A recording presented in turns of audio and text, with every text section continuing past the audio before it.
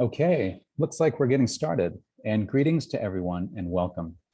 ADB colleagues, colleagues from industry, colleagues from everywhere in the world, wherever you may be, it's now 2 p.m. in Manila, and you are most certainly here at ADB's Climate Change, Disaster Risk Management, and Procurement Business Opportunities Seminar. ADB has had a series of these seminars throughout the year, yet this is the first to focus on these important thematic areas. Climate change is something that we all too often read about in our news feeds. It's impacting the world around us, and as a major financier across developing Asia and the Pacific, ADB is committed to addressing this issue head on. Today's event is an opportunity for industry to learn about ADB's approach to help address these topics. We'll have speakers from each of our regional departments, along with our private sector department, to explain what's going on in their areas, but also to outline upcoming opportunities. In addition, we'll also have speakers from our procurement department to help explain to industry how you can best position your products or services to help work with ADB or directly with one of our borrowers. So there's clearly a lot to cover. But before we get into all those specifics, I will need to cover some of the basics. Firstly, if you haven't done so already, do set your name in Zoom for easy identification. Next, mute your microphone if that's not already been done. And for questions, and please, we encourage questions. We want to make this as interactive as possible, but do use the correct chat box. There's a chat box called Q&A chat box. So that's where you're supposed to put any questions that you may have. And I need to point out, today's session will have 3 key kind of groupings of topics, and there'll be a short Q&A after each. So please consider just typing your question into the Q&A chat box as the question comes up, and we'll either address that question after the break during the Q&A or in writing within the chat box. And this one's important. If you have a question, please do address the person the question is for. We'll have a lot of speakers this afternoon, so if we don't know who the question is for, it might be difficult to address it properly. The typical question we get is, will the presentations be shared? And I can assure you they will. Those will be shared after today's seminar, and there'll also be a post-event survey. And we encourage participants to please respond to that survey. It does help us shape future events. There'll be a QR code flashed later on that you can respond to, or the survey will be provided through email. So there's a lot of flexibility depending on what works best for you. And in case, for whatever reason, you get cut out of the meeting for technical reasons, just click on the same link that you clicked on to arrive at this seminar. So that's really it in terms of our basic rules before we start the event. Our first speaker, who I'd like to introduce, is Mr. Rustam Abdukayamov. Rustam is Director for Procurement Division 2 within ADB's Procurement, Portfolio, and Financial Management Department. Procurement Division 2 covers projects in East Asia, Southeast Asia, and the Pacific. Rustam, over to you.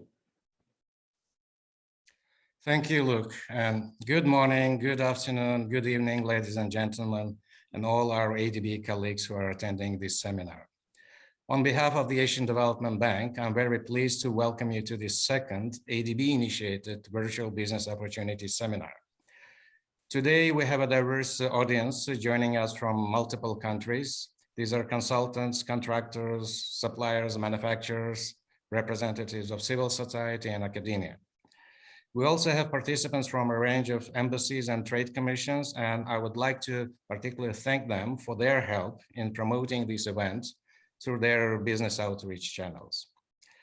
As you know, business opportunity seminars are regular events organized by ADB for consultants and contractor community to share news and updates on ADB operations, on ADB procurement framework, and how to find business opportunities under ADB finance projects.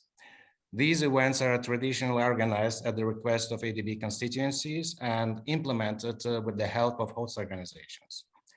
But since the pandemic started in 2020, we introduced regular virtual business opportunities seminars in order to continue our cooperation with the business communities. And we also actively promote these events on ADB website and on social networks. But today's event is slightly different because it is initiated by ADB based on the feedback we received from multiple BOS participants which we conducted today. The first event of this kind, ADB initiated, was held in June 2020, and it was focused on ADB's consultant management system, and it was attended by about 400 participants. There was a great interest from business community to understand how ADB's consultant management system works, and we have provided quite a lot of useful guidance for potential users. This second event will focus on the topic of climate change and disaster risk management, which we also understand is of big interest for business community around the world. Of course, we will also add some sessions on procurement. Today, we have quite a big team of ADB experts who will discuss about ADB Strategy 2030 and its focus on climate change, ADB's response to different climate change challenges in the Asian Pacific, the pipeline of projects in different sectors that have elements of disaster risk management and different financing modalities. We will present to you the ongoing opportunities so that you can explore them in more detail and make a decision whether you would like to pursue them based on your specific expertise. We will also share with you ADB's procurement framework, processes for recruitment of consultants, procurements of goods and works, and the way to explore different types of business opportunities on ADB website. So life goes on despite of the pandemic, and we are making our best efforts to continue our collaboration with the business communities around the world, and we value our cooperation. We value our cooperation in preparation and implementation of ADB projects. I hope you will find this seminar very useful. I hope you will get information which you're looking for. And most importantly, for many of you, I hope it will help you win contracts and under ADB finance projects and will enable you to make a greater contribution to improving the living standards in Asia and the Pacific.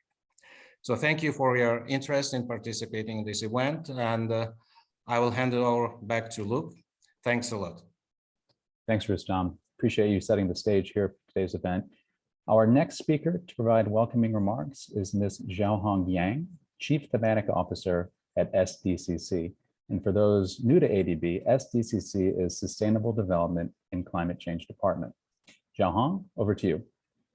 Thank you very much, Luke. I hope all the participants can hear me okay.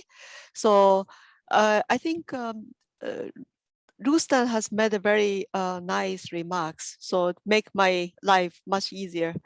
So this second BOS, we call it Business Opportunity Seminar on Climate Change and Disaster Risk Management.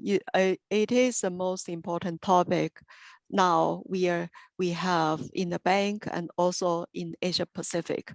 So I would like to thank all the participants for your interest in doing business with us, especially pay particular interest in this climate change angle.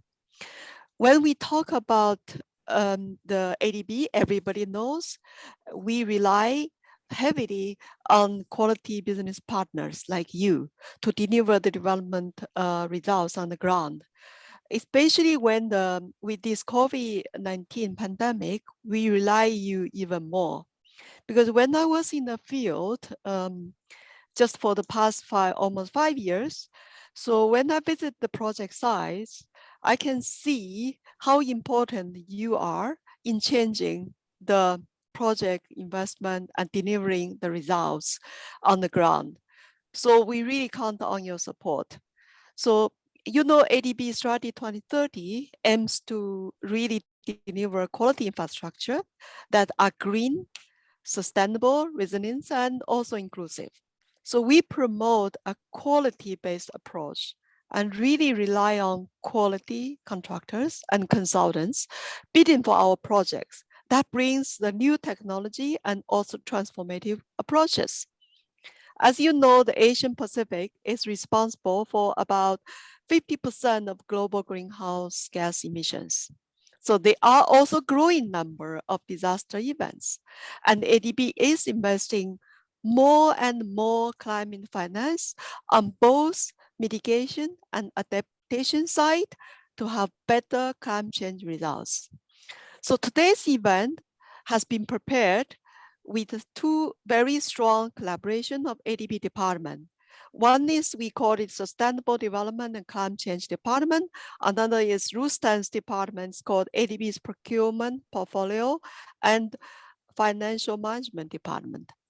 So we are going to present to you ADB Climate Change Actions, ADB Procurement Framework, and so you can have a better understanding of ADB's business opportunities, particularly to address the climate change and disaster risk management themes.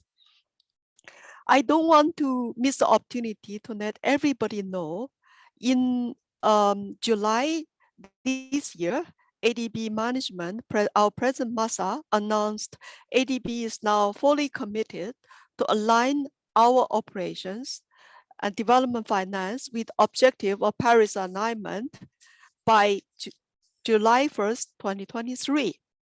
So you can see, I really hope at the end of the sessions, you can achieve three things. The first, gain a better understanding of how ADB mainstream climate actions into our operations and business process. Second, how ADB is trying to really take actions and measures to really respond to the region's climate change challenges. Last but not least, very important, how ADB is actively adapting its procurement system to solicit bidders' contributions and innovations in the field, including of different modalities to enhance the quality and enhance the value for money for developing the projects. So we have to adapt, everyone. Our procurement department, our operations, our climate change team are all lined up to help you to work together to address this climate change challenge. So I wish you a very good seminar. Please really participate very actively through the Q&A sessions, and Luke has made it very easy for you to do it. Thank you very much. See you. Have a nice session. Over back to you, Luke. Thank you, Xiaohong, and thank you, Rustam. Appreciate you both setting some great context and providing an overview of this event. Indeed, we do have many speakers and lots of ground to cover. And with that, I will now open our first session of the day, which is around climate change and disaster risk management. Our first speaker is Charlotte Benson, Principal Disaster Risk Management Specialist within SDCC. Charlotte, over to you, please. Thank you, Luke, and thank you very much for this opportunity to present this afternoon. So I'm going to kick off this first session by providing an overview of ADB's broad approach to climate change and disaster risk management, including further information on related commitments and targets. I think the organisers were going to share my slides, so hopefully they are appearing any second. Great, if we can go straight on to the first substantive slide, please. Great, thank you. So the challenges faced in tackling climate change and disaster risk by countries in Asia and the Pacific, particularly in ADB's developing member countries, are certainly well known. The region, that is Asia and the Pacific, accounts for a significant share in total global emissions, standing 44% in 2019. And without radical efforts to cut emissions, the region's share could potentially increase to around 48% by 2030, in turn, of course, contributing to a global temperature rise well above the 1.5 degree limit, which is being ideally targeted under the 2015 Paris Agreement. At the same time, the region is already experiencing the climate change, including through sea level rise and through increasingly frequent extreme weather events. For instance, some of the strongest tropical cyclones on national record have occurred in recent years. As such, climate change is contributing to and could significantly exacerbate the long-term trend of rising damage and loss that you see in the bottom right hand of this slide. As such, climate change could cause some very significant hardship to many countries in the region going forward, and of course to many individuals within those countries. Next slide, please. So there's clearly a huge agenda to be tackled, both in mitigating climate change and in building climate and disaster resilience. This critical agenda is reflected, as we've already heard, in one of the 7 operational priorities under ADB's corporate long-term strategy, Strategy 2030. Operational priority 3 specifically seeks to mitigate climate change through investments in low carbon development solutions, in particular in the energy and transport sectors. It also seeks to build climate and disaster resilient development. To help deliver on these priorities, ADB is, for instance, integrating climate change and disaster risk considerations into our country partnership strategies. We're deploying approaches to capture the co-benefits of investments in mitigation and resilience to enhance the attractiveness of such investments. We're building partnerships with think tanks, with NGOs, with academia and the private sector to help keep abreast of and to propagate new technology and solutions. We're also supporting our developing member countries to access additional climate finance from external resources, such as GCF or the Green Climate Fund. And leading on from this, by 2030, as you'll see in the top right-hand corner here, ADB is endeavouring to ensure that at least 75% of the number of its committed operations will support climate change mitigation and adaptation over the period 2019 to 2030, and that climate finance from ADB's own resources will total at least $80 billion over that same period. Next slide, please. So as the next slide shows, ADB has already achieved significant growth in its climate finance commitments, providing total commitments from its own resources in the order of about $20.8 billion over the period 2017 to 2020. That's equivalent to about 20 total ADB operations, excluding co-financing over the same period. As you can see, ADB has provided particularly significant financing to date for mitigation. So those are the blue bars. However, ADB is also programmed to provide much higher financing for adaptation over the next few years, particularly in sectors that are highly vulnerable to climate change, such as agriculture, water, and urban development. ADB's emphasis on climate change mitigation and on climate and disaster resilience is also very firmly reflected in ADB's sizable COVID-19 recovery support, for which ADB is emphasizing a green, resilient, and inclusive approach. Next slide, please. So further on the topic of adaptation, ADB has also committed to double the average annual climate adaptation finance that was achieved over the period 2015 to 2018 in the years 2019 to 2024, which will result in cumulative adaptation financing of 9 in that latter period.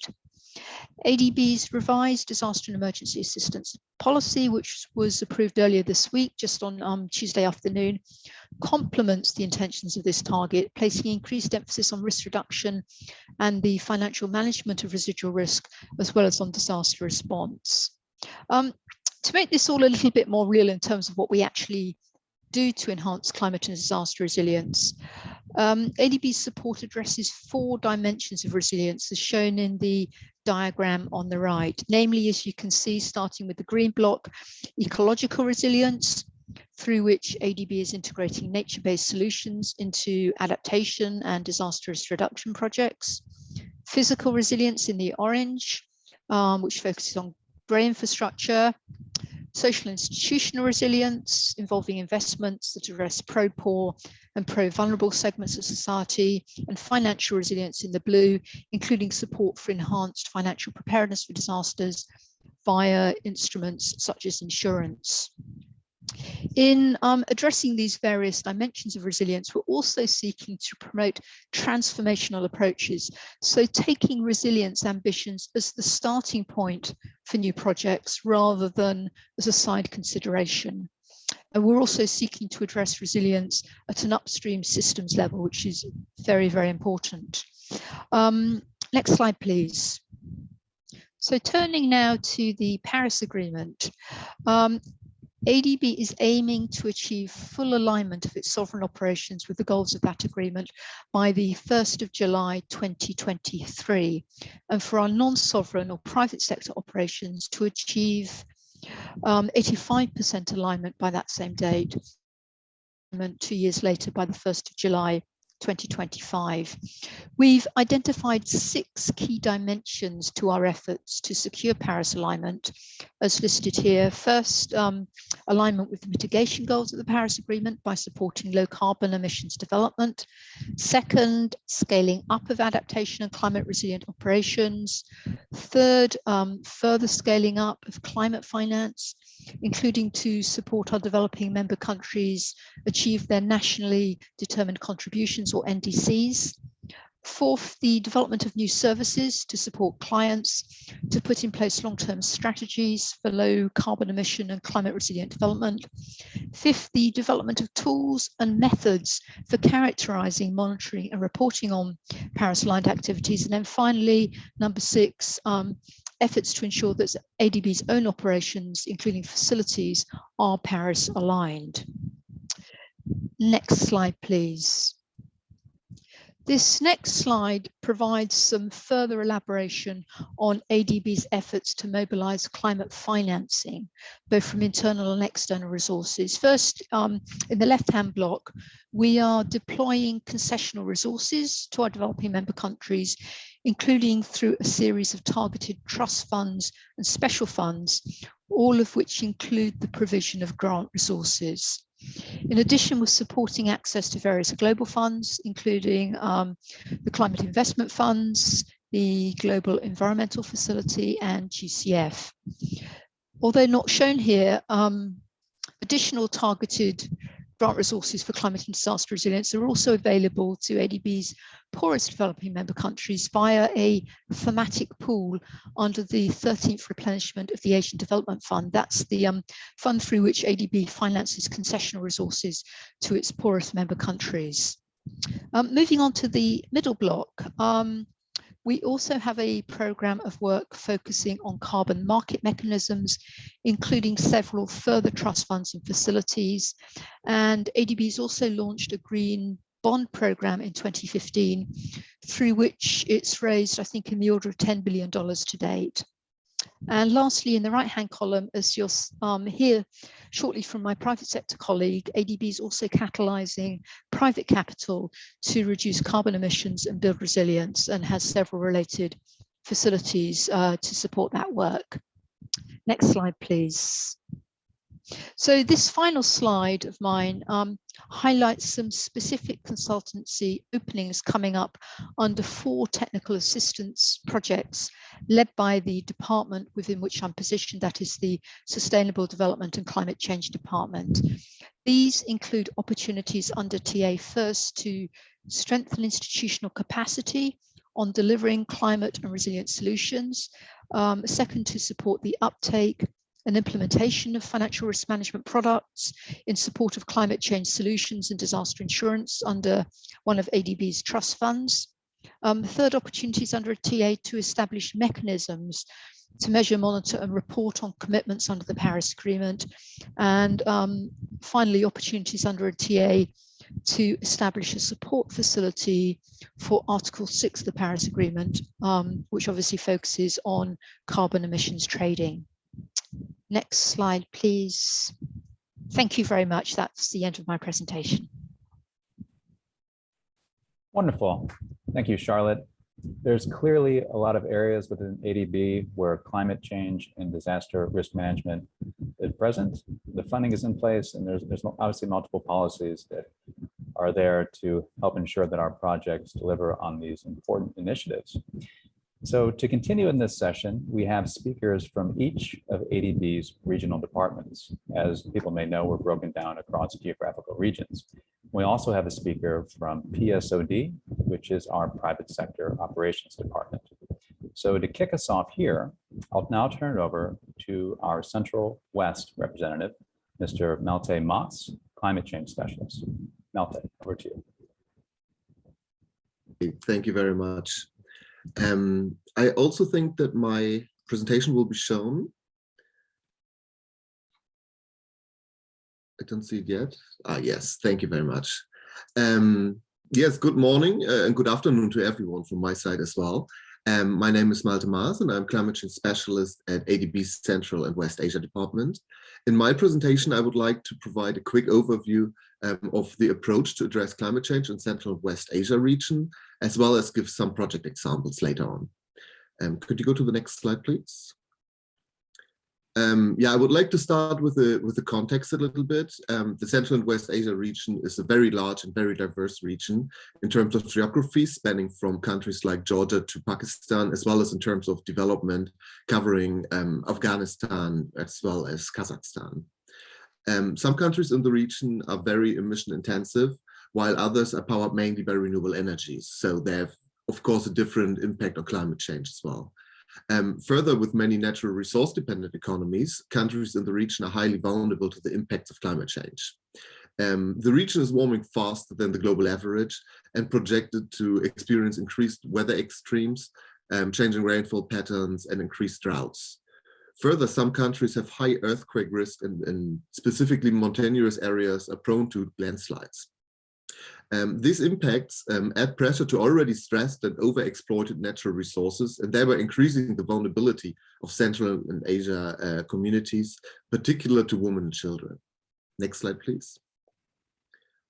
As a particular example, I just wanted to pick out the water sector here because it's very central. It's a key sector to the economies in Central Asia.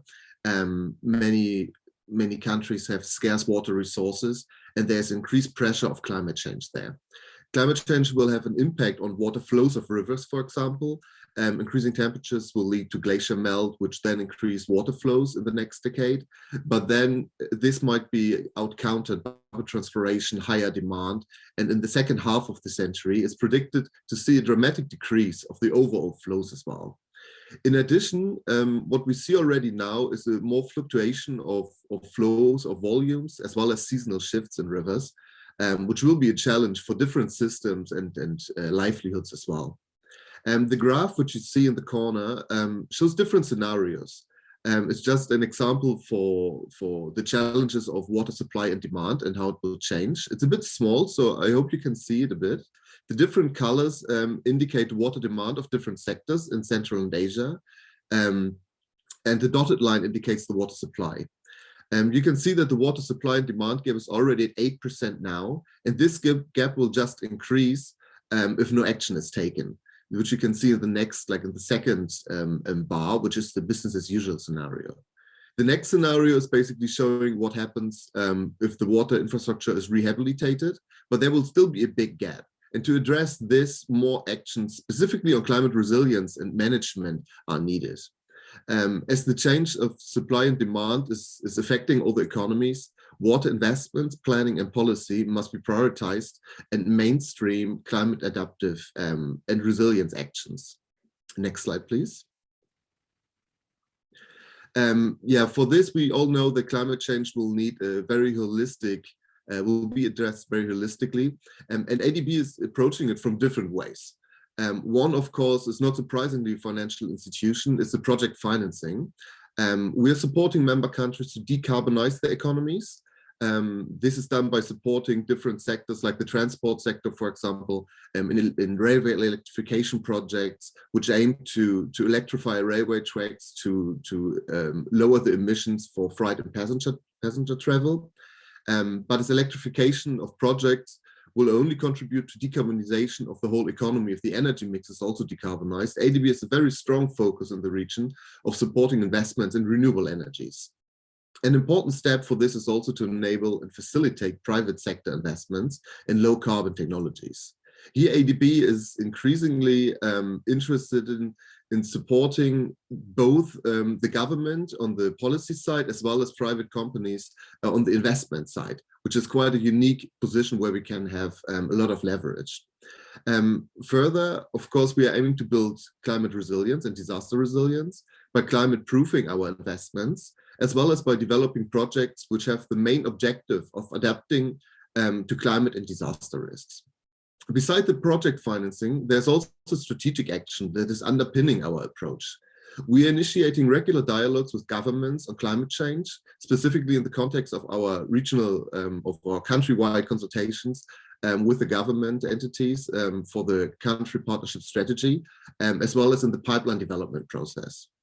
Further, we see that upstream assessments become more and more important as there often isn't enough knowledge on climate impacts and what can be done, as well as the climate considerations are sometimes coming quite late in the project processing cycle, and we try to put them at the beginning.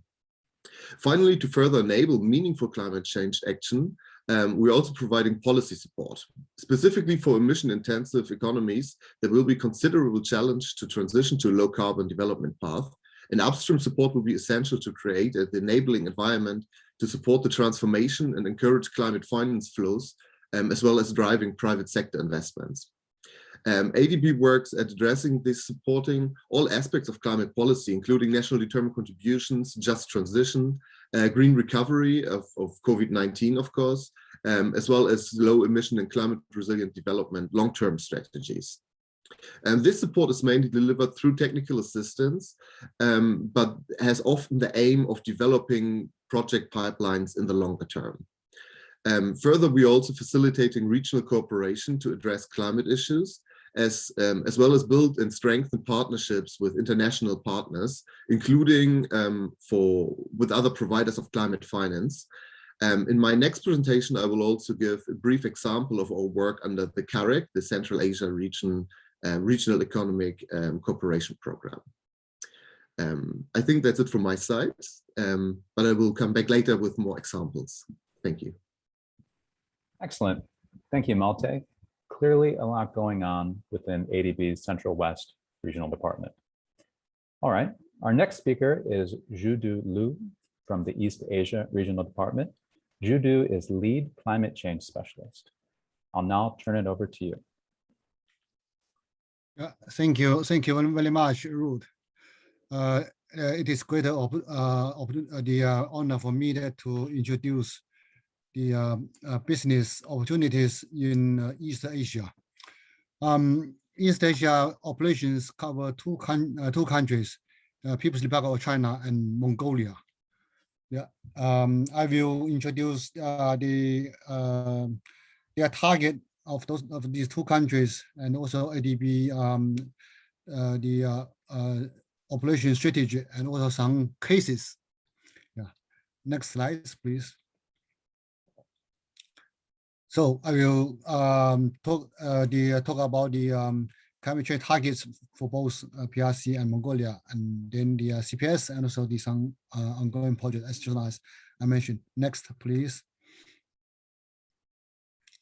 Here is the climate change targets of China. So there are two. One is their target under the Paris Agreement. This actually is updated the Paris Agreement announced by the president, the PRC President Xi Jinping last September. The country is going to peak carbon CO2 emissions before 2030, and then they want to also reduce this carbon intensity 60 to 65% at the level of 2025 by 2030, and then the non-fossil fuel share will be increased to more than 25%. And also the new announcement is that their solar, they installed the solar and wind installed capacity is for power will reach 12,000 gigawatt by 2030. So this is a really very large amount. And also forestry stock will increase 6 billion cubic meters by 2030. So compared to the 2005. Therefore, also this 14-year plan, as this very typical for the government of PRC. This target is for this 14-5 years is for the from this year to 2025, and then the I guess actually this also cover this non-fossil fuel share, reduction of this the unit GDP carbon intensity, and also reduction of this energy intensity and so on. I'm not going to name all those. Yeah. Next, please. And this is a Mongolia climate change target under the Paris Agreement. They have three different targets. Number one is the 22.7% reduction in total greenhouse gas emissions by 2030 against the BAU, the business as usual scenario. And then the government said if some support on CCUS investment, the carbon capture and storage utilization investment, they can achieve more emission reductions, say 27.2%. And then if additional support in terms of those the removal of greenhouse gas emissions by forestry, they can achieve more, even almost 45%. So their target actually is one is their own target, another two is the conditional target. Yeah, the more supported, then they can achieve more. Yeah, next, please. And then based on the ADB operation strategy and also the government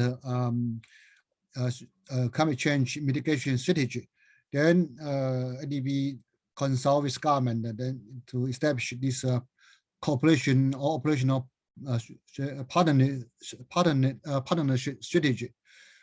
This is the partnership strategy with PRC. So from 2021 to 2025, under this partnership, there are three pillars. Pillar one is environmental sustainable development. Pillar two is climate change adaptation and mitigation. And pillar three is agent society and health security. So for this pillar two, strategic this climate change, there are several points I will highlight here. It was the strengthen climate resilience. Second, promote low carbon development. So it's founding new approach to the disaster risk financing, and also promoting private sector solutions in adaptation and also the mitigation. Yeah. Next, please. And this is the country partnership strategy for Mongolia. This is from this year to 2024. Also three priorities, and then two of them are related to climate change. So the strategic priority two is the climate resilient infrastructure to drive competitiveness and diversification. Actually, this priority focus more on the infrastructure development, but highlight that this infrastructure development should consider this climate resilient development. And for strategic priority three, and then this more related to the low carbon development and also the resilient enhancement. So that six items will highlight: microeconomic management, sustainable value chain, renewable energy. So Mongolia actually very typical in terms of renewable energy development, including those wind power and solar, and also climate and disaster resilience, sovereign and non-sovereign collaboration and knowledge solution. All these are related to addressing climate change. So this is the government, the operation partnership strategy with the two governments. Next, please. I will show some ongoing projects both in China and Mongolia. Yeah, next, please. So this is the mitigation projects, ongoing projects that they approved already. many of the, some of them almost completed, some are still just start the implementation. So you from this point you can see that what kind of those projects that have this climate elements. So first one is the Beijing, Tianjin, and Hebei air quality improvement program. Actually, we have a 5-year program, and then each year we allocate about $500 million lending projects for that. And so this is say that as in kind of the flagship program that ADB operations in China. Next, I just want to highlight this Xiangtan low carbon transformation sector development program, and this program actually just approved last year, and then this is the first that the whole city low carbon development program. I think it's really kind of a demonstration. Next, chemical industry, energy efficiency and emission reduction project. You can see there we also support those industry sector, but for energy efficient improvement. And then we approve another Bank of Xintan Green Finance Development Project. Later on, my colleague An Qian will introduce more this case, this Bank of Xintan Green Finance Project. And also, we have accelerated energy efficiency and environmental improvement financing program. This actually also just approved. Next, please. Now, this is a long list of the adaptation projects. So you see that the actually sometimes adaptation project they were difficult to imagine, but you can see this is a very typical adaptation project, and then you can see also, you can find a lot of opportunity that doing this kind of type of projects. Hunan Milo River disaster risk management, Jiangxi Pinxiang integrated rural urban infrastructure development, and Guizhou rocket desertification area water management project. Yanzhou River green ecological corridor comprehensive agricultural development, and Henan Hebei Qihhe River environmental improvement, and so on. So sorry that maybe a too heavy slides, but if you wish to know very detailed each project, then you can reach us. I will guide you to those mission leader that to know more if you want. Next slide, please. This is we have two Mongolia project that my colleague will provide very detailed information for this. That I guess you may have more attention to this, that because that it highlight what kind of the possible bidding package that you can consider. This is the upscaling renewable energy sector project in Mongolia. So it approved in 2018. Now this remaining procure package, we have 1, 2, 3, 4 here. So I believe that the but you can see that most of them will be say advertised in the in this quarter, and also one in the first quarter 2022. So I wish that maybe I encourage you to consider. Yeah. Next slide, please. I think this is my last slide. This is another Mongolia project. This is the kind of the consultancy project. So the total amount is 5 million. But till now we have not yet decided how many packages, one package or several packages. But we welcome you to pay attention to the advertisement of this project. I guess maybe that's all. But just go down to the next slide. Yeah, that's it. Thank you very much. Yeah. Thank you, Zhudu. Great presentation. Clearly a lot of opportunities in East Asia. And just a quick reminder for participants, if you have questions, there's a Q&A chat feature, which is different from the chat feature. It's called Q&A. It's at the bottom of your screen. So if you have a question, put it there rather than in the general chat box. It would be appreciated. All right, now our next speaker is from the Pacific Regional Department, Noelle O'Brien, Principal Climate Change Specialist. Over to you, Noelle. Thank you, Luke. Just confirm that you're hearing me loud and clear.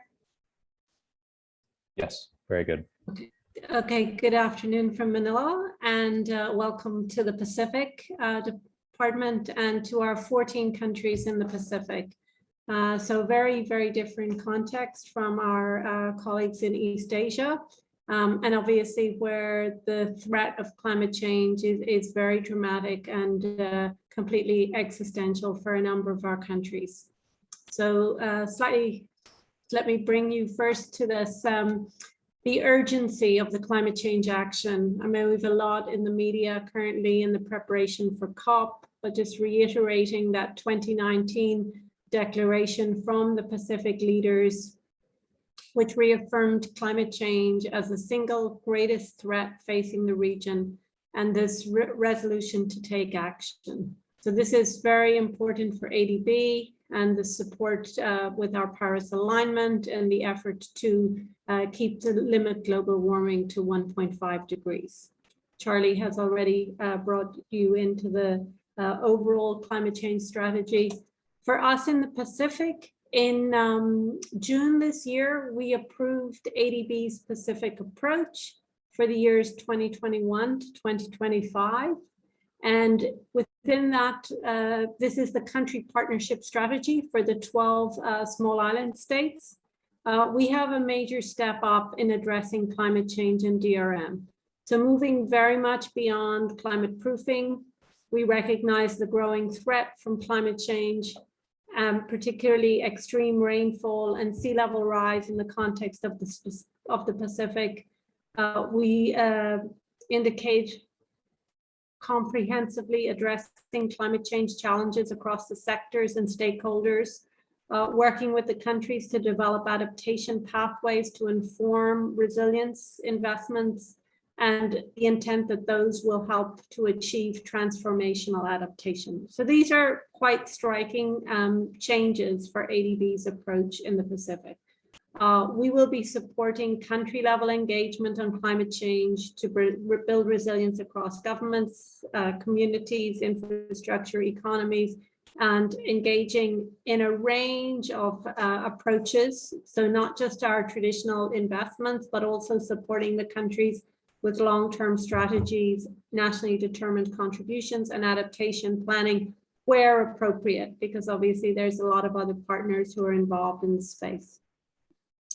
In terms of what climate finance looks like in the Pacific, we're looking at a target in the 2021 of about $105 million for this year, and looking at a percentage of 50% of our 43 to 45% of our projects achieving having a climate change component. My apologies. Can we move to the fourth slide on climate finance? Apologies, it was tracking behind me.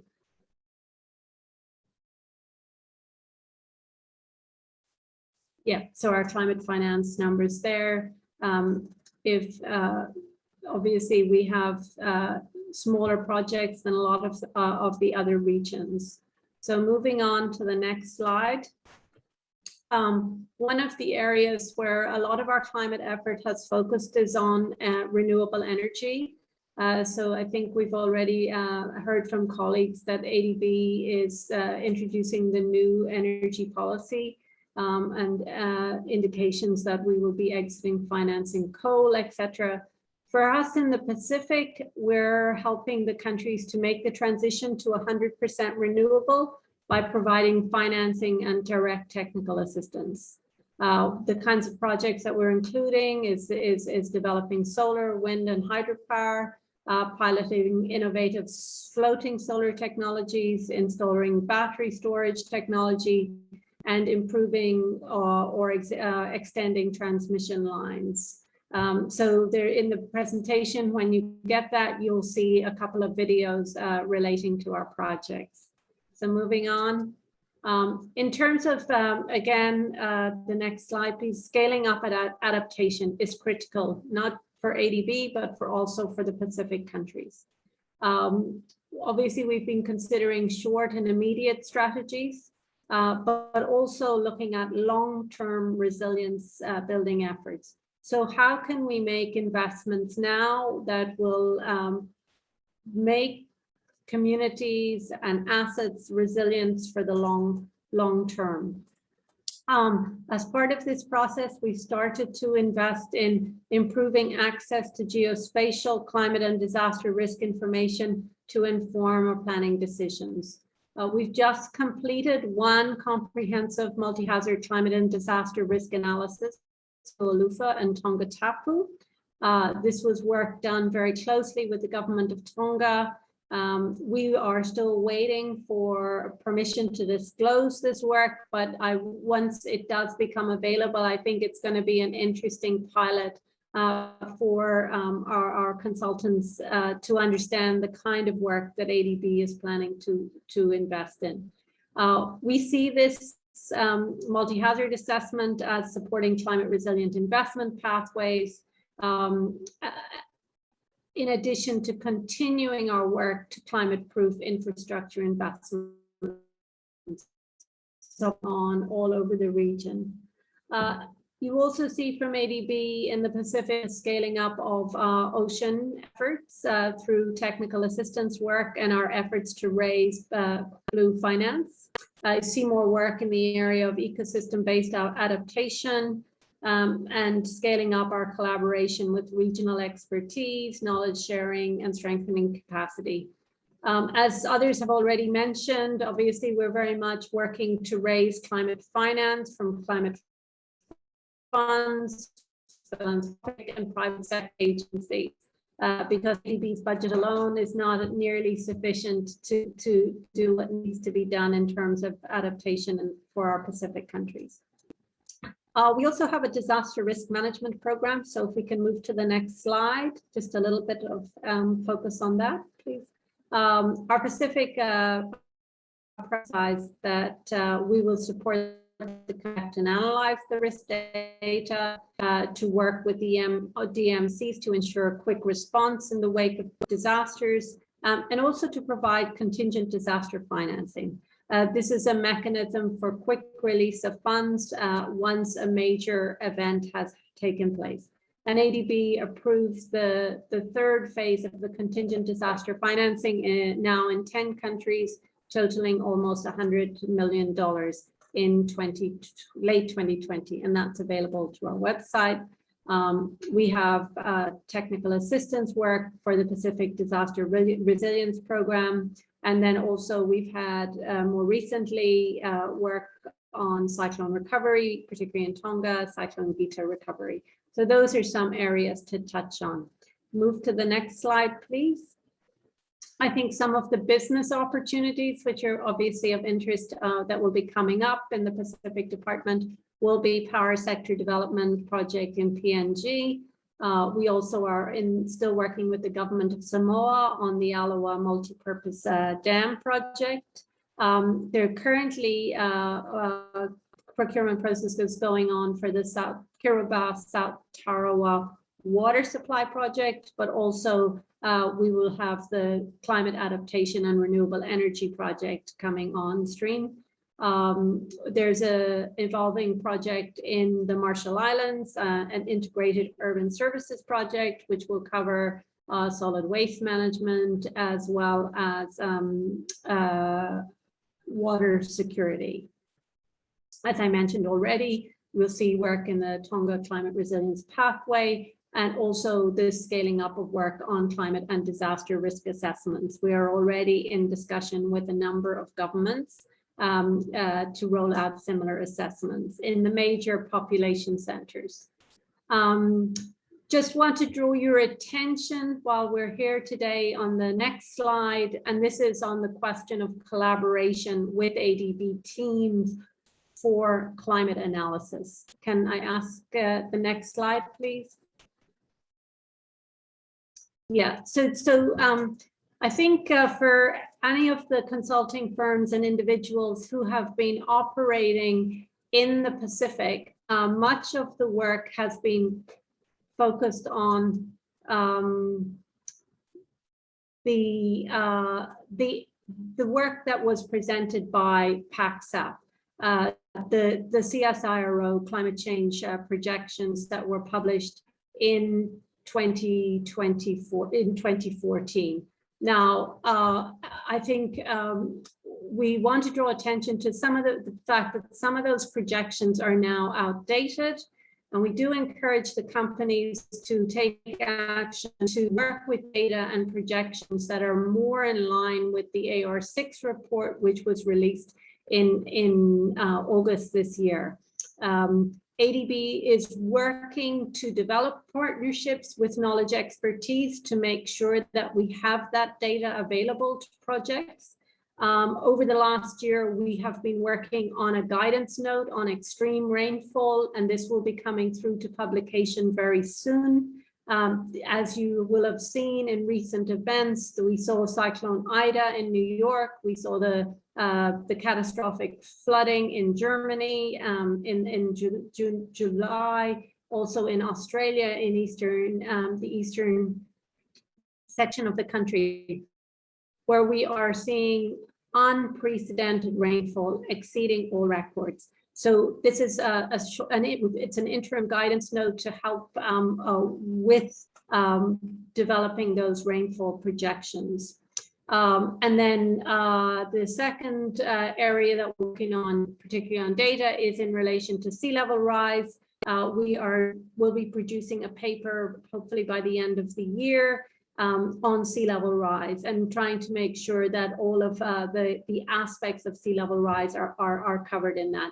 So I wanted to take this opportunity to encourage you to ensure that the science is there to inform our investments in the project you're involved with. So thank you very much, Luke. I'll leave it there, and I'll be back with a Kiribati example later in the day. Thank you very much. Thank you, Noelle. And perhaps we'll take a bit of a pause from the presentations. We're getting quite a bit of Q&A in the Q&A box, and Noelle, we may ask upon you to answer some of them. Quite a few are for the Pacific. Okay, so here's one. For the Pacific business opportunities, are there opportunities for disaster risk mitigation infrastructure and not post-disaster recovery and reconstruction? Any sense for such opportunities at the moment, Noelle? Well, all of our investments obviously they include climate risk as a component. So all of the work that we've done on port investments have all considered sea level rise and extreme events. Our work on transmission lines is scaling up, making sure those are resilient. In relation to our work in water supply, sanitation, obviously we're taking into account considerations of drought will the water supply be resilient? What are the issues that will be associated with flooding in those particular areas? So it's an integral part of all of the work that we are doing in our investments. We have currently got a project ongoing in Vanuatu, in Luganville, which has investments in shelters, emergency evacuation shelters. We are still got work also in the pipeline with some GEF funding, which will have shelters in Port Vila, and also some work in the Tonga. So I think we have it's an integral part of almost all of our investments. Did that help answer, Luke? I think so. Yeah, and it sounds like the question was, are we doing mitigation or just post-disaster recovery? And it sounds like the answer is largely on the mitigation side. We introduce climate change aspects in all of our projects. So I think that does address the question. Thanks, Noelle. Yeah, and then from the mitigation, if it's climate change mitigation, obviously in all of our literature, it refers to reduction in emissions, which in the Pacific is very much focused obviously in the energy side. Some growing efforts in relation to transport, but obviously that's still a very evolving space. Sure. Okay. Well, maybe just one more question, and Malte, this one was addressed to you. Before we move on into the next three speakers during this kind of regional overview of what's going on across Asia. So the question from Malte was, is there specific simplified funding mechanisms for projects fighting climate change and disasters in SIDS, and also mentions the Pacific. So is this an area where you can shed some light, Malte? Well, of course I can't speak for the Pacific, as Noel would be the one answering that question. But in general, I think there is no simplified process. It's just embedded in our processes, in our ADB processes, in the way we develop projects and structure projects. So it is just part of that holistic process where we try to integrate and mainstream climate and disaster considerations into all of that. And for the countries, we do try to have specific pots of money and facilitate support, which is very tailored to them. But that would apply to the countries who work and not necessarily to the contractors or the service providers. Okay. Thank you. Thanks, Malte.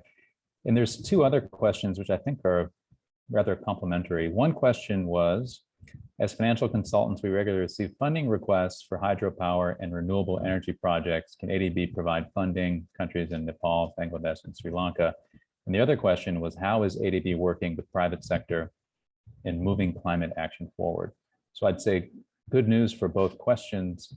We do have a session coming up very soon with our private sector operations department, and I believe much of this will be covered during that session. Okay, with that said, and in an effort to move on with the agenda, I will soon turn it over to our representative from the Southeast Asia Regional Department, Mr. Srinivasan Ancha, Principal Climate Change Specialist. Over to you, sir.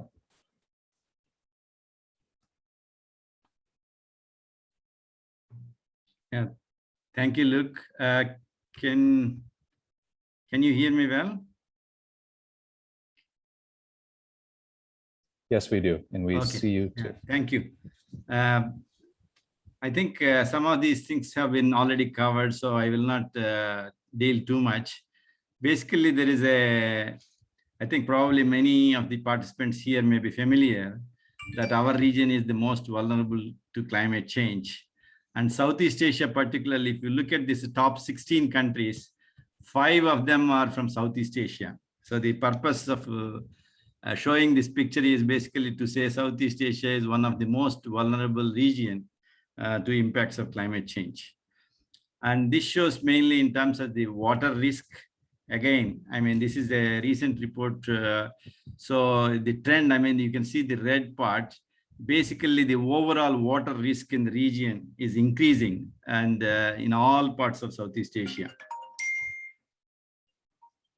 So in terms of the mitigations as well, this region has the fastest growth in terms of CO2 emissions.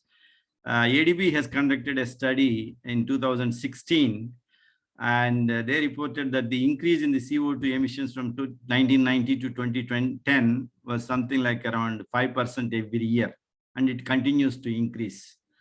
And of course, most of the emissions are from the deforestation and land use, but energy and transport are also increasingly important in many of these countries. So we need to look at holistically if we want to reduce the emissions.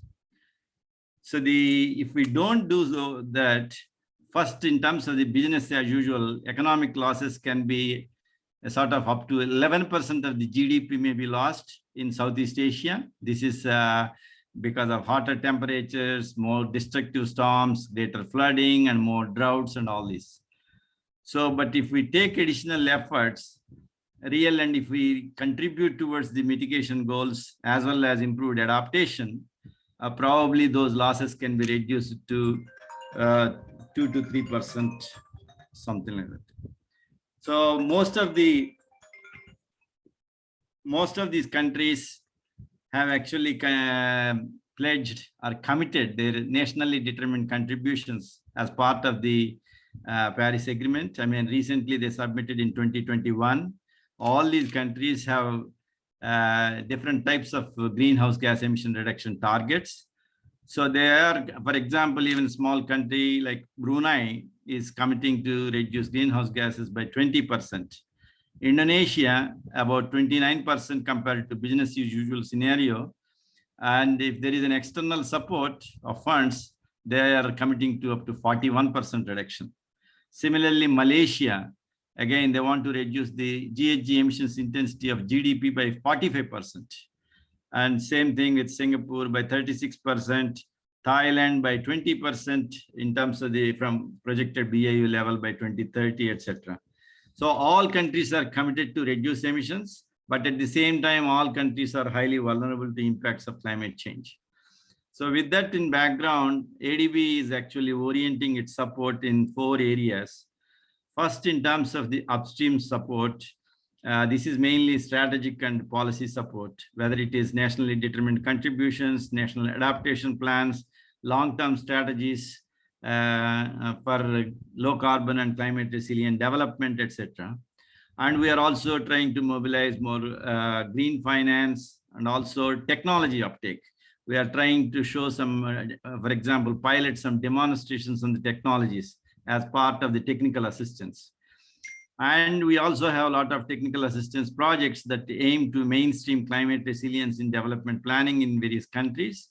And also, we are also supporting how to enhance the climate change policies, both mitigation and adaptation, both from the public sector as well as the private sector angle.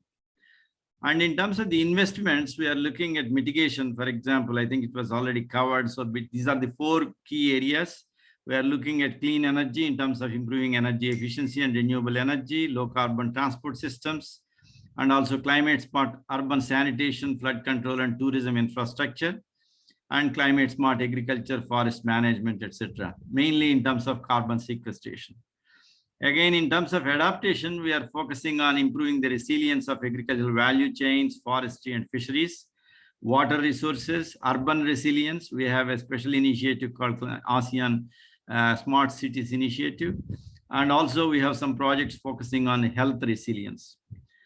And in future, I mean, as was already pointed out, we are going to ensure that all our operations are aligned with Paris Agreement goals.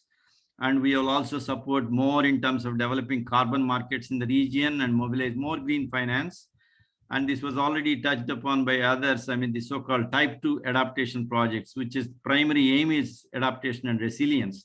This is one area we are going to increase our focus, and also on disaster risk financing. And because of COVID-19, I mean, there will be increasing focus on nature-based solutions in Southeast Asia. For example, on climate smart forest landscapes, biodiversity landscapes, etc. And another area of interest for Southeast Asia is on this blue carbon economy and ocean health. So these are some of the areas where we haven't done much so far, but we have done some, but we'll be doing more in these areas. So these are some of the projects. I mean, each sector wise, I mean, we are trying to mainstream climate change adaptation and also mitigation. For example, in agriculture and natural resources projects from 21 to 24, these are some of the 18 projects actually are looking at climate change implications. For example, you look at the diversity just within Vietnam. For example, the climate resilient inclusive infrastructure for ethnic minorities project, climate adaptation through irrigation modernization, integrated flood risk management, and also climate resilient and green infrastructure project, climate smart agricultural value chain project, and also restoration and sustainable management of coastal forests in the Mekong Delta, and disaster recovery and resilience in the central region of Vietnam. So this gives a sort of diversity of projects that are in the pipeline between 21 to 24 in just one country. And we have similar examples in all other countries. And in energy as well, I mean, if you look at just an example of Indonesia, here we have several programs over the next 4 years. I mean, this year, Sustainable and Inclusive Energy Program, SDG Indonesia 1 Green Financing Facility, electric bus project also. And there is also Sustainable Energy Access in terms of power generation sector project in Eastern Indonesia, and clean and efficient energy reform for energy equity and security. And in terms of renewable energy, focusing on geothermal, there is a geothermal power expansion project. So in energy also, we have a range of projects focusing on energy efficiency and renewable energy. and that applies to all other countries as well. And in urban and water as well, I mean, we have a range. I mean, whether it is a livable cities investment project in Cambodia, or Baguio resilient city tourism project in Philippines, or contingent disaster finance facility project in Vietnam. So these are all diverse range of urban and water related projects, and also transport as well. We have, for example, Davao public transport modernization project, Malolos Clark railway project. So these are all public transport related projects, and basically these have significant potential for greenhouse gas emission reductions. And we also have a number of technical assistance projects. Some are running for 5 to 8 years even. We have the GMS Climate Change and Environmental Sustainability Program until 2025, GMS Sustainable Agriculture and Food Security Program, and there is the Indonesia Energy Efficient Policies. And in ASEAN-wide, there is a project focusing on coal to clean power transition and clean energy transition. In Malaysia, there will be a project, technical assistance on developing green city action plans to accelerate post-COVID-19 competitiveness and resilience. And also in Vietnam, policy framework on disaster risk response, etc. So these are some of the examples of the technical assistance projects focusing on climate change and disaster risk management in Southeast Asia. So this is just an overview. We can discuss more, and if you are interested in any of these projects listed, you may contact me or our colleagues. I mean, I can also give details of other colleagues who are working on this project. Thank you very much. Thank you, Srinivasan. And before we turn it over to our overview on South Asia, we did have a question that came through the chat for you. So if you would, the question is, are nature-based solutions only linked to COVID-19 recovery? Any thoughts on that? Not really. I mean, the reason why I mentioned there is basically COVID-19 is in the context of One Health, for example. We are looking at environmental health, livestock health, human health. So the, I mean, crop health as well. So from that point of view, also it's very important. So nature-based solutions are important for both mitigation and adaptation, whether it is in terms of carbon sequestration, in terms of reducing or basically absorbing the emissions, and also providing more resilient options, whether it is in terms of flood control, whether it is in terms of heat, I mean temperature control. The natural systems play an important role. So, I mean, the reason why I mentioned COVID-19 and in brackets nature-based solution is mainly in the context of that health resilience, etc. Yeah. Sure. Thanks. Okay. Well, thanks for your presentation. There's clearly a diversity of types of projects. You highlighted Vietnam, and there's obviously a lot going on in Southeast Asia. It's clearly at the top of your department's agenda. Thank you. Now over to our South Asia Regional Department, Mr. Liping Zhang, advisor for the front office. Liping, over to you. Hi, thank you, Luke. Good morning, good afternoon, good evening, everyone. Yeah, today I will take this opportunity to give a very brief presentation, introduction of the South Asia Department of ADB. My presentation will consist of 3 parts. One is overview of climate change challenge in the region. The second will be ADB's response and climate change strategy. And then it's business opportunities. Okay, next. Yeah. Actually, ADB South Asia Department, we cover 6 member countries. It's Bangladesh, Bhutan, India, Maldives, Nepal, and Sri Lanka. You know, in ADB's operation, Pakistan and Afghanistan, they was covered by Central and West Asia Department.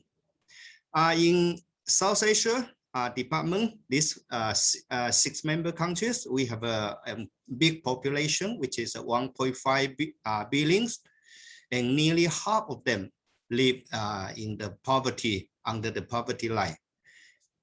Okay, let me, yeah, sorry, let me minimize this one. Okay, and this region have varied geography, which combined with a regional circulation pattern create a diverse climate. And all these member countries, they heavily rely on agriculture, including forestry and fisheries, natural resources, and energy sector. Yeah, these are the the economy. They heavily rely on these couple of sectors. Next, please. Yeah, and this region is prone to tropic cyclone associated with hazards, drought, earthquake, and landslides. Climate change impact in this region, as you can know, that it causes a huge economic, social, and environmental damage to South Asian people, infrastructure, ecosystem, and livelihood. Recovery from the pandemic should be integrated with climate resilience and low carbon development paths. And yeah, I also mentioned about the recovery from the pandemic from COVID. Actually, this is a big opportunity. When we recover from the pandemic, there's a lot of opportunity for more attention, more effort to climate change. Next, please.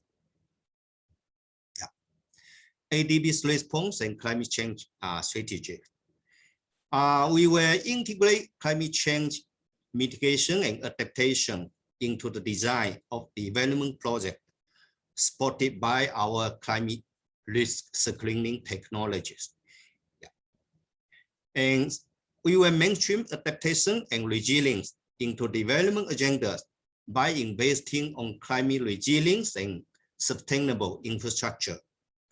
We focus the use of concessional finance on the most challenging and emerging areas that will promote transformative solutions and leverage climate smart technology. And also, we will engage with global and regional partners and networks to strengthen access to climate and related information for knowledge, solutions, capacity development, support, and financing to our DMCs. Next, please. Yeah. Talking about business opportunity, we can usually in South Asia, we identify 4 sectors. The first one is agriculture. As I say earlier, that this region is heavily rely on agriculture. So it's a water-based natural resources management, irrigation system. The second is energy. In decarbonizing the economy, energy is a very, very key, very, very important sectors. So here we are focused on clean and renewable energy, including solar, wind, hydro, and energy efficiencies, including the electricity generation, transmission, rural electrification, facilitating reliable power supply, and also transport. In recent years, we have several huge metro projects. This is also, a major step in decarbon the economy, like transportation, and also water and urban. In South Asia Department, our urban division, they are paying a great attention in most of their projects to how to have a resilient, climate resilient, green, livable towns. Yeah. Okay, the second point is that innovative approach and new technology in projects and programs who leveraging of co-financing opportunities. The last, we'll continue to explore opportunities for public-private partnership, institutional reform, and capacity building. Thank you. That's it. Thank you, Lai Ping. Very insightful presentation and South Asia Regional Department. Now, last but not least, for this first of 3 key sessions, I'll soon turn over to Brett Sutton, who will represent the Pacific Operations Department. And Brett, we're getting quite a lot of interest within the Q&A feature in terms of what's going on within PSOD. So no pressure, but we're looking for some interesting responses here. Over to you, Brett. Okay, thank you very much, Luke. Am I able to share my screen? We see you fine. We hear you loud and clear. We do not see slides as of now. Here we I go. think the team is working on that. Here we go. No, I've got it. All right. Okay, well, thank you, Luke. Hello and welcome, everyone. My name's Brett Sutton. I work with ADB's private sector agribusiness team. I'm an agronomist and environmental scientist, and I primarily focus on our technical assistance projects. So these often focus on improving the climate resilience of farmers and are implemented by consultants. So in order to understand the potential impact of climate change on agriculture, it's important to first understand the context of farming in Asia. Agri-food systems in Asia are highly vulnerable to climate change. The 420 million farmers in Asia and the Pacific comprise about 75% of the world's 570 million farmers. Agriculture across the region is dominated by small holdings, as you can see here, 90% of them. Much of the land is degraded, and irrigation already presents high demands on the region's freshwater supply. The 2 largest global hotspots for zoonosis are present in India and China, and South Asia and China are also at higher risk for antimicrobial resistance. Hotspots for both zoonoses and AMR are most significant at the interface between wild areas and human settlements, where many farmers reside.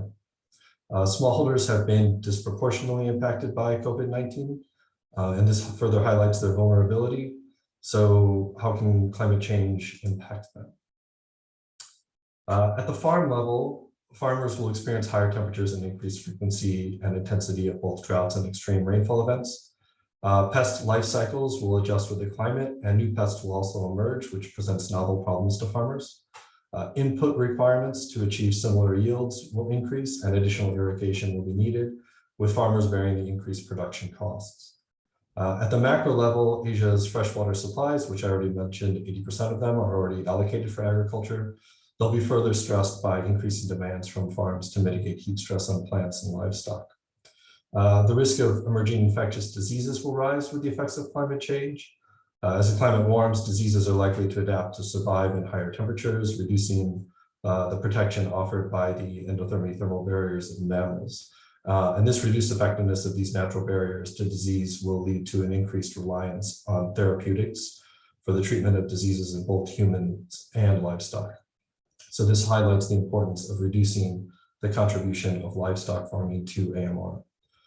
Furthermore, workers that interface with animals, like farm workers, veterinarians, and abattoir workers, are at the highest risk of contracting zoonotic diseases. And lastly, some foods show reduced nutritional content when grown in simulated conditions at higher temperatures. So while the widespread impact on nutrition related to climate change isn't really yet fully understood, this is something that could be significant that we also need to think about addressing. So how does ADB's private sector agribusiness team react to these problems? So ADB intervenes at a macro level by investing across agribusiness supply chains and provides a wide variety of products to suit the needs of the companies we work with. Climate finance provides direct support for improving climate change mitigation and adaptation. Another of the other speakers have talked about this, but this is often offered at concessional rates using blended finance, and it's meant to encourage the uptake of more advanced kind of climate features. At the micro level, technical assistance is often provided alongside our investments, but directly to the smallholder farmers or other supply chain participants that our partner companies work with. So this is a way for us to improve the development impact of our projects, and it's often provided on a grant basis. And technical assistance projects are implemented by consultants. And indeed, this is probably the best opportunity for many of you to work with our team. In Asia, yields are generally respectable, and there's a limited land available for expansion of production acreage. So in these situations, studies have shown that investment in agriculture value chains are among the most effective manner to improve climate resilience. So for the project I'm highlighting here, ADB provided a $100 million loan to Olam, which is a leading global agribusiness company. The loan supports Olam's expansion in Indonesia, PNG, Timor-Leste, and Vietnam. So in these regions, Olam buys coffee, cocoa, cashews, and pepper from over 100,000 smallholders. And the investment's kind of climate value included the support for 110,000 agroforestry farmers. So while agroforestry is already relatively climate resilient when compared to other farming practices, we provided a $3 million technical assistance program that supported extension services to 30,000 of these smallholder farmers to improve their climate resilience. ADB also provided an equity investment to Mountain Hazelnuts, a company that works with over 15,000 smallholder hazelnut farmers in Bhutan. But rather than focus on the investment, which also had its own climate features, I'd like to focus on the climate change adaptation features of the TA, which was quite comprehensive.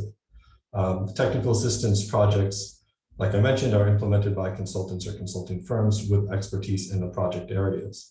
So this project's focus on building climate resilience in smallholder farmers is representative of the type of TA work we do. And in this instance, the project was managed by a consulting firm that engaged over 30 experts to deliver 10 different sub-projects. So to address the climate features of the project, hazelnuts are a temperate crop that required chill out accumulation in winter to trigger production of nuts during the growing season. Considering this feature and Bhutan's vulnerability to climate change as a Himalayan country, the TA supported modeling of climate trends and plant phenology to highlight the climate risks. The TA also supported the production of field gene banks and a selected breeding program to ensure that farmers would have access to climate resilient hazelnut varieties as the temperatures start to rise. And it's interesting to note that while hazelnut trees are grown at commercial scale in many places like Italy, the US, and Turkey, which will face similar kind of climate risks to their plants, this was actually the first hazelnut selected breeding program that targeted production of climate resilient varieties in the world. Additionally, the TA supported the training of farmers in climate resilient farming methods and the development of a mobile app that was designed to deliver advice to farmers to help them adjust to the effects of climate variations and new pest pressures in near real time. So I've described some of the things we've done in the past. Going forward, currently we're implementing 6 TAs, and going forward, I expect to add about another 5 in the coming months. They'll go to procurement in the coming months. The upcoming TA are broad in scope. It covers everything from veterinary practices, animal health, and farming in coffee, cocoa, cotton, fruits and vegetables, poultry, and maize. All of these projects have climate change adaptation features. So please keep your eye on these because we'll be looking for consultants to work with in the near future. So thanks very much. This brings my presentation to an end. Wonderful. Thank you, Brett. There was a question that came up, but I believe you answered it during the course of your presentation. So appreciate the very robust overview. Well, thanks very much. That closes out the 7 presentations that we had during this current kind of key area of the session, which is meant to be a general overview of ADB activities across climate change and disaster resilience in the various regional departments, along with the private sector. Before we go to the procurement piece, there are 2 questions pending, and I will rely upon our speakers to answer them. And I must say that they're not addressed to anyone specific, and they're rather general in nature. So if anyone on the speaker side would please kind of step in and address these. The first one, what kind of measures are planned to be taken by ADB regarding climate change in the construction sector in line with the Paris Agreement? Any of our speakers in a position to address this open question? You can also respond in writing to the question in the Q&A box if you prefer. Luke Noel here, if you'd like me to pick it up. Please, if you could. Thank you. So, I mean, as a first, just from the beginning presentation, that ADB has committed to Paris alignment for all of our projects by July 2023, for sovereign investments, for 85% of private sector investments, and then for the 100% of private sector investments by July 2025. So that's a very significant step for all of our infrastructure investments. As we've also indicated, I think throughout the presentations, obviously climate proofing is part of all of our project investments. But I think a number of the regions have made reference to more upstream work. This is not just about individual investments. This is taking a more systematic approach to infrastructure planning. So to make sure that the entire systems are resilient, trying to ensure that our investments don't lock into risk for growing population numbers, etc. So I think that is all part and parcel of the areas that have been described by each of the presenters today. Thank you. Thanks, Noelle. Appreciate you stepping in for that one. A great answer. Luke, Now- if I may add. Yeah, please. Yeah, basically, when we say what type of measures we are looking at supporting the construction sector or infrastructure sector, we are also looking at the opportunities for reducing carbon footprint of the construction sector by improving energy efficiency and also improving the renewable energy part, so that this infrastructure construction itself can depend on renewable sources of energy and also improve energy efficiency. And also another area is looking at the waste management in the construction sector, our infrastructure sector. So how best we can reduce the waste. So these are the three main areas where we are trying to reduce the carbon footprint, and adaptation and resilience ways already Noelle has covered. Thank you. Thank you, Srinivas. And just noticing that you and looks like Daniel Augustin have had a bit of an exchange here in the chat feature about our programs. And I just maybe want to highlight some of the key points. Daniel had asked, how are these programs being communicated to the different countries? And the response from Srinivasan was, there is the Country Operations Business Plan, the COBP. So that's available online on the ADB website, and you can see what type of areas ADB intends to address with each country. And usually these COBPs are redone every 3 to 4 years, depending on the country. So all of this is online, and you can go check it out if there's particular countries or regions that you're specifically interested in. All right.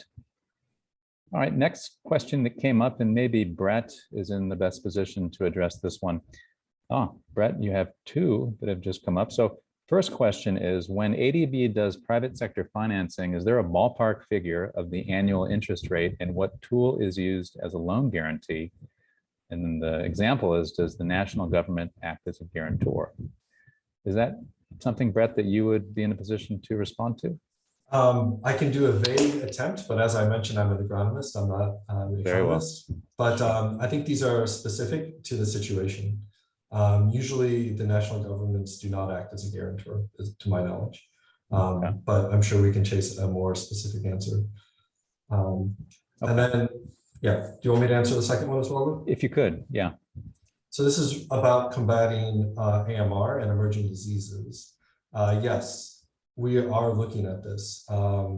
We actually have a TA that we're working on now that's going to work on exactly how animal health is practiced. We're working with veterinarians and smallholder farmers to have a more targeted approach with the use of antibiotics only for therapeutic treatments. And then this is slightly additional, but on the emerging disease issue, we're also constantly looking at zoonotic risk, how to control this, how to train farmers for better biosecurity practices to, especially our biggest contribution we feel is a way to block the initial step of this, which is usually from wildlife to the livestock, with the livestock to the human being the secondary transmission that leads to an emerging infectious disease in the human population. Luke, if I may supplement again from Please. Southeast Asia, We have a investment project called Greater Mekong Sub-Region Cross-Border Livestock Health and Value Chains Improvement Project in Cambodia, Laos, and Myanmar. This is about, we are aiming around $250 million. And one of the, actually 2 areas are focusing on controlling the antimicrobial resistance as well as zoonosis. So there is in terms of either laboratory upgrading or more surveillance capacity, we are also providing infrastructure support, but more importantly, we are also providing capacity building and also enabling policies for controlling this AMR and also zoonosis, just as a supplement. Okay. Thank you both, gentlemen. Appreciate the answers, very robust. And well, in the interest of time, I see there are 2 open questions here in the Q&A box. And again, if you do have questions, use the Q&A box rather than the normal kind of chat box. They're right next to each other. The Q&A one is on the left. Okay, we need to move on in the interest of schedule. So after our first sort of mini session within the overall seminar, which covered a general overview across the 5 regional departments and private sector, we now have the procurement session. So to discuss procurement methods at ADB, giving an overview of what they are and how to get engaged as a consultant or as a contractor, we have Mr. Stefan Basadi, procurement specialist, my apologies, senior procurement specialist within PPFD. And he is presenting alongside Ms. Jenny Chu, procurement specialist at ADB. And Jenny will talk about sustainable procurement, which is an area that we are very much focused on within not only our department, but also as the bank. Over to you, Stefan. Thank you very much, Luc. Good morning and good afternoon to everyone. I was very fascinated by the previous presentation. I hope you were too. And with this Asian tour of the climate or opportunities and project ongoing in ADB, it really shows also the power of the initiatives ongoing. So as usual, in our business opportunity seminar, we make a focus on what is happening on the procurement sphere, because you know it's moving a lot. So I am with my very qualified colleague, Jenny Chu, and we will cover this in the coming minutes. So to update you on what is the ADB procurement framework, how you can access to opportunities, and more especially how we are linking that also with the climate change and disaster initiatives. So we will, just to put you a little bit in the context, we will give you some background about what is ADB, what is the scope and the level of ADB operations, and what is more in detail the procurement framework and the updates regarding climate as a sustainable procurement guidance that we are preparing, and that Jenny will more specially cover. So let's have a little bit of deep dive in ADB operations. So it was already well covered by my colleagues regarding climate, but as you know, we have a diverse field of opportunities. So ADB is grouping about 68 members. So we have 49 regional and 19 non-regional members. And among these, we have 41 borrowing members. So as you may have understood, we are supporting clients in different spheres. So public sphere, but also private sector, NGO, foundations, academia, donors, and we are working, of course, with international organization in the scope of partnerships. So we are not working alone on these opportunities, but more and more we are working with partners. So we are developing and using different type of financial instruments as loans, grants, technical assistance, equity, and guarantees. And the biggest borrowers so far are India, China, Pakistan, Bangladesh, and Indonesia. So we will go a little bit more in detail on the scope of these interventions. So you may see that we are covering 5 main regions. So these are exactly the 5 regions that were represented so far by our climate colleagues. So the total of the ADB portfolio is representing $102 billion.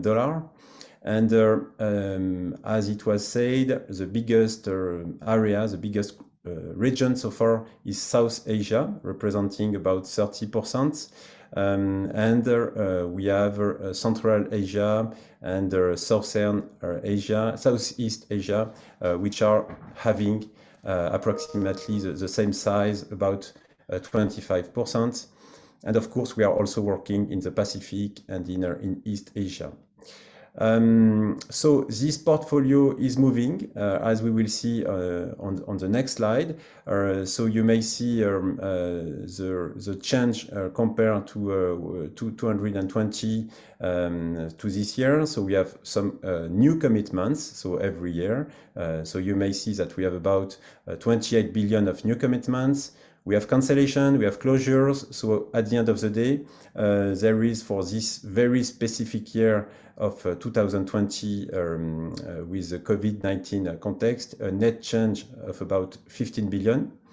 And you may see also for the private sector that the engagement is really growing. So in the scope of our strategy 2030, private sector should represent about 30% of the total engagement. So you may see on the right of the slide that the sectors are moving. Of course, as you can easily understand, the health sector share has progressed, and also public sector management. So the support to public sector management is also very important to continue to support our DMC to improve their governance and the way they manage projects. And you have also the traditional sector of intervention of ADB, which are still representing an important part, as transport, energy, water, and agriculture.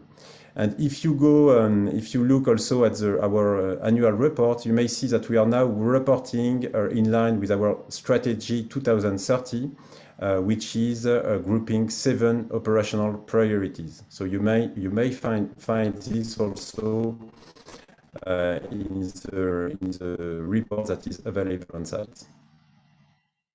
So a quick focus on COVID-19 response. In 2020, you may have known that ADB mobilized itself very rapidly to reorientate some of the financing engagement and to prioritize COVID-19 intervention, COVID-19 response. So there was about $20 billion which were mobilized to support directly the efforts of the DMC, so the client countries of ADB to fight against COVID-19. And there was also a mobilization of technical assistance, as you may see on the left of the slide. And finally, there was an active committed portfolio of about 15.5 billion. So in different sectors of intervention to really help the country to face with COVID. Also, there was a direct intervention to support ABVAX. So ABVAX, ADB is working in cooperation with the World Bank, with the vaccines organization, with WHO also, to support directly countries to improve vaccination ratios. So what is ADB procurement framework? So as you may know, so far since 2017, there was a big change in the way ADB is handling its procurement system to really open the floor to more flexibility and to more innovations and quality in the way the procurement is handled. So basically now we have 2 main documents that you may find also on site.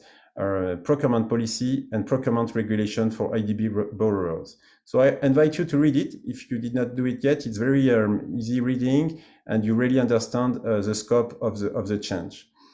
So in a nutshell, what we did is really to introduce a new focus to quality and value for money.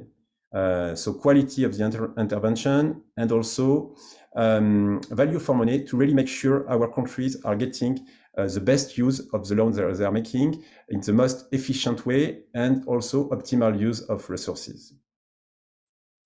So in order to achieve that, we introduce what we call the fit for purpose approach. So really introducing basically flexibility, depending on the context, depending on the project, to make sure we are developing a fit for purpose approach, depending the case and the project. So again, to be practical, because we really want to be practical in this session. Of course, it means that we are trying to improve continually the procurement process to make the experience easier for contractor, for supplier, but also for our countries. Increase the quality of the supplier. So it's really a continual improvement to get really what the best we can find on the market, and also to strengthen the procurement capacity of our borrowers. So I will give a few examples on that. For example, so in the open competitive bidding, there were some thresholds that were removed. There was also some efforts to develop bidding documents in national language, also to adapt the currencies, to adapt the security limited to local bank, to reduce also the bid preparation period, and to introduce also change in the weighting criteria. So it's very important to understand that the price is not the only criteria, and in line with what I said before regarding quality, we may have now weighted scoring in order to introduce quality and any other criteria, and it's where we will make the link also with the sustainability and the climate change support. It means that, for instance, we are introducing so new type of contracts. So we have the traditional works, plans, and good approach, but we have also, in line with the FIDIC approach, design build and operate, also engineer, procure, construct contract, and performance-based contract. So I'm sure we have many contractors online today, and you know it's a big change in the way the contract is managed when you introduce this design and performance aspect. And also we have worked to simplify and to develop specific guidelines, as the one we will present after on sustainability, to really guide better the procurement process. So I will give some example of how we are opening doors to a more sustainable approach. For example, we are developing new forms of evaluation, which include an operation and maintenance phase. So we consider really quality and cost over the lifespan of the facility. And we consider the cost of ownership. So it means we really consider how the infrastructure will evolve over the life of the project, including O&M, so meaning including also energy impact, for example, that has an impact of the operation and maintenance.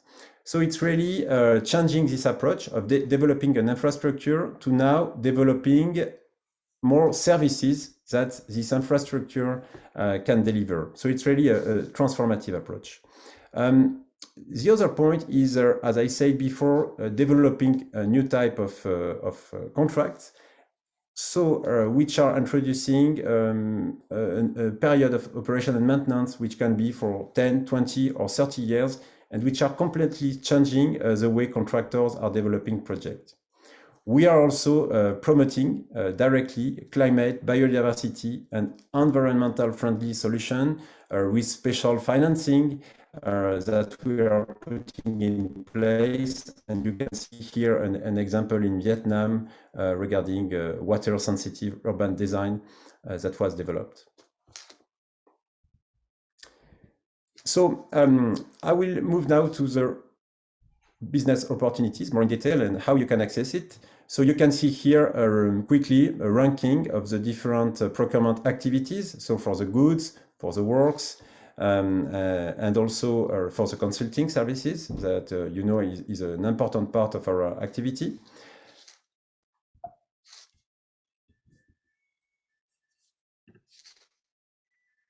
So you may see here the main contractors which were awarded with project in last year, and the consulting firm also which were ranked as with the most important project.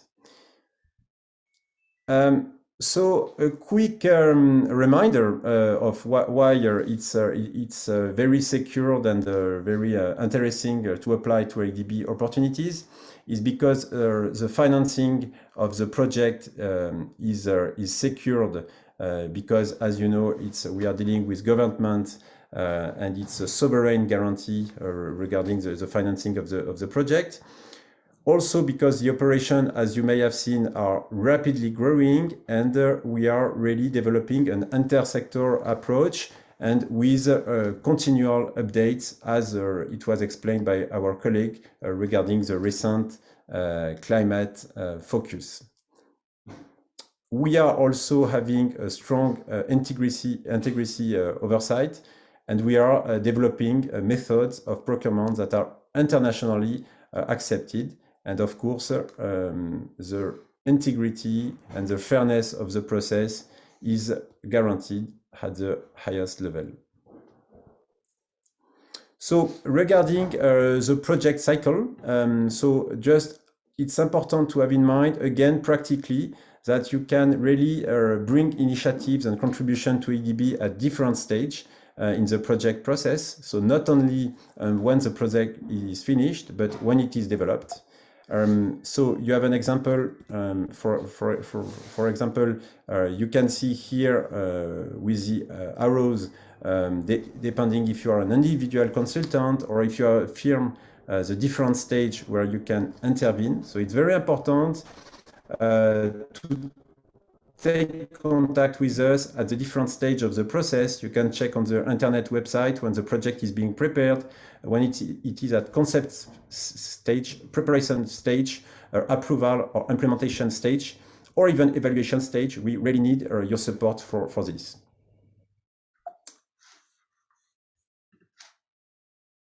So, as I said before, we have different types of opportunities. So for goods, works, consulting service, and non-consulting services. A quick reminder also on the way we recruit consultants.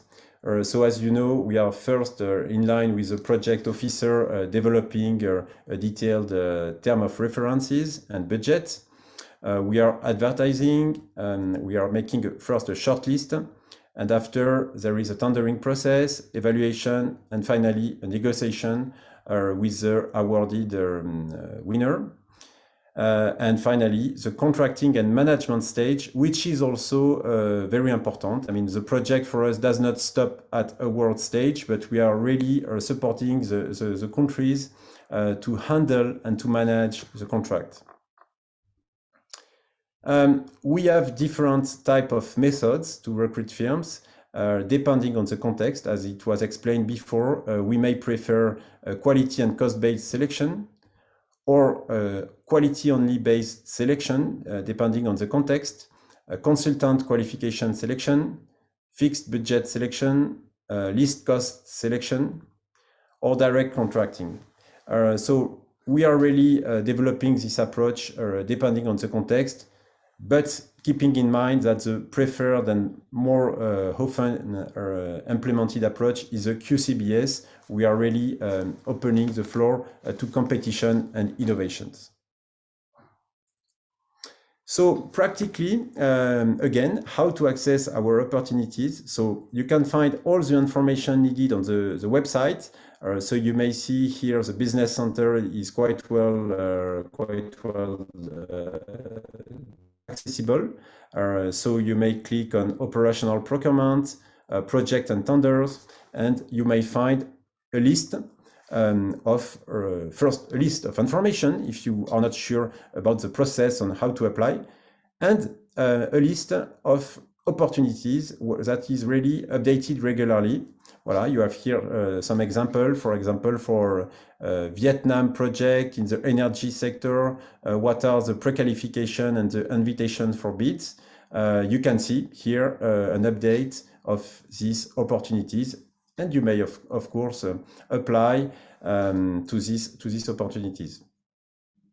So for the consultants, we have what is called the CMS consultant management system, that where you can find also opportunities, and you can receive alarm regarding opportunities in your field of interest.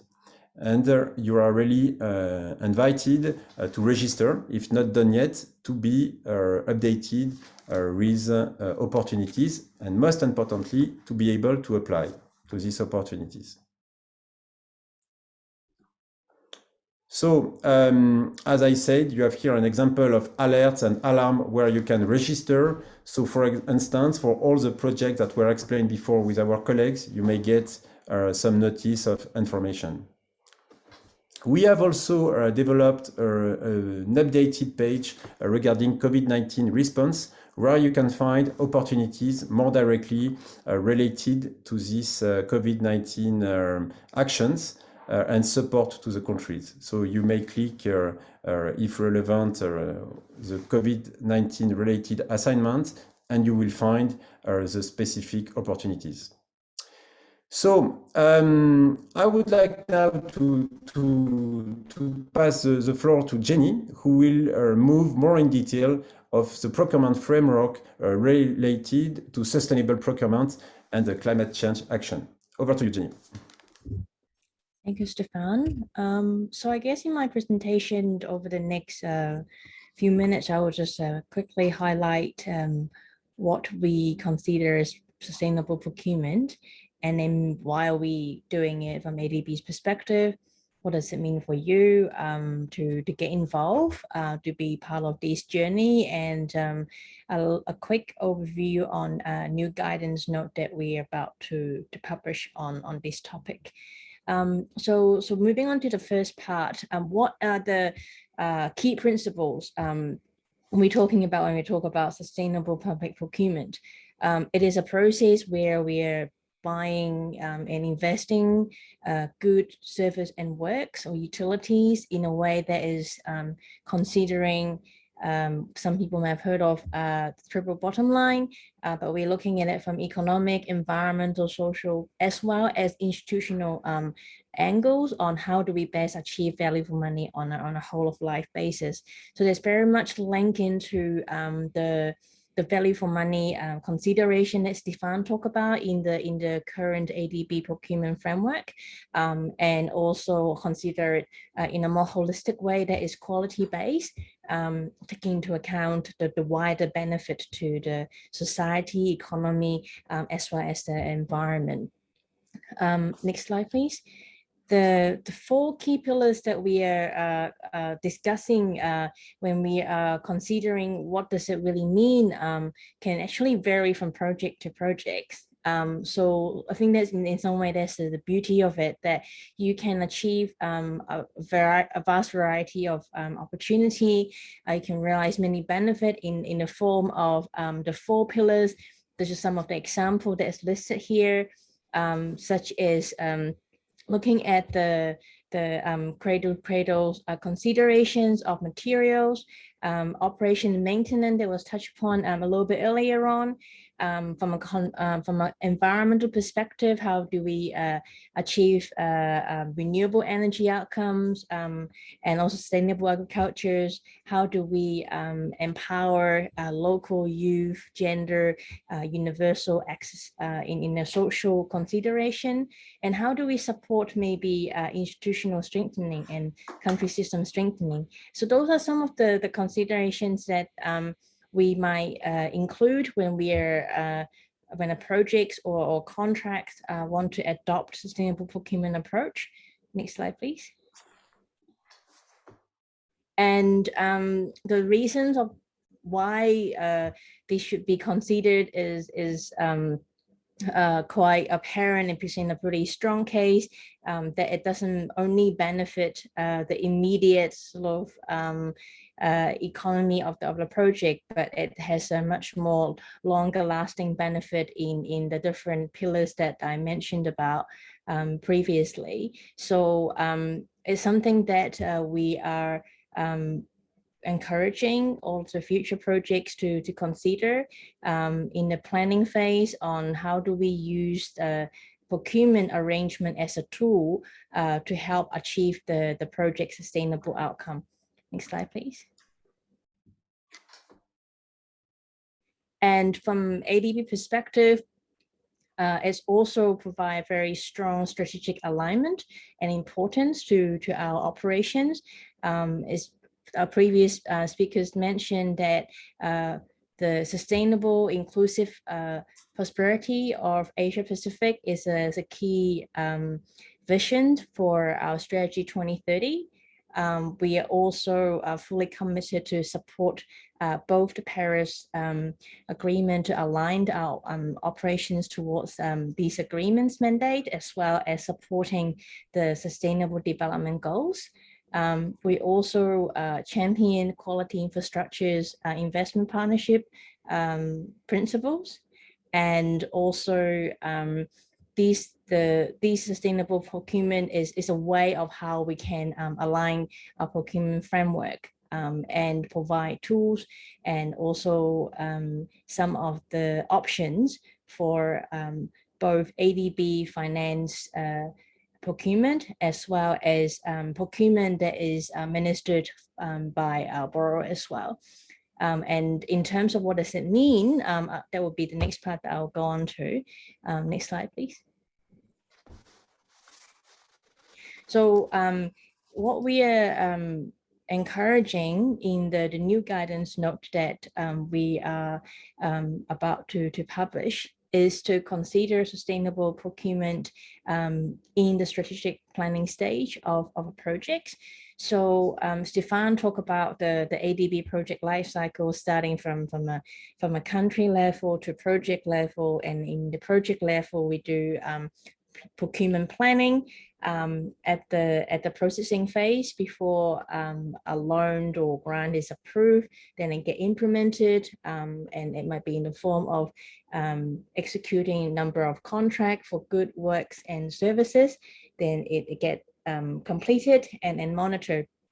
So the first thing we are promoting is to consider how at the planning stage sustainable procurement consideration can be identified, and then choose the best tools that's available to help realize the specific outcome, be it focusing on environment, focusing on social responsible procurement, institutional strengthening, or whole of life consideration, for example.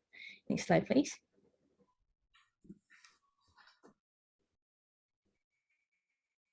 And other things that we are suggesting and include in our new guidance note on these topics are what might be some of the sector-based considerations in the form of relevant eco-label, specification, industry standards that projects or contract might choose to adopt.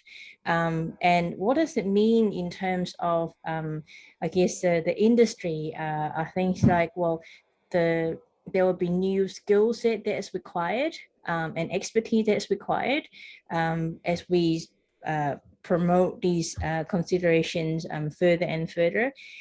So that might be of relevance for your I guess resource planning and business planning. And other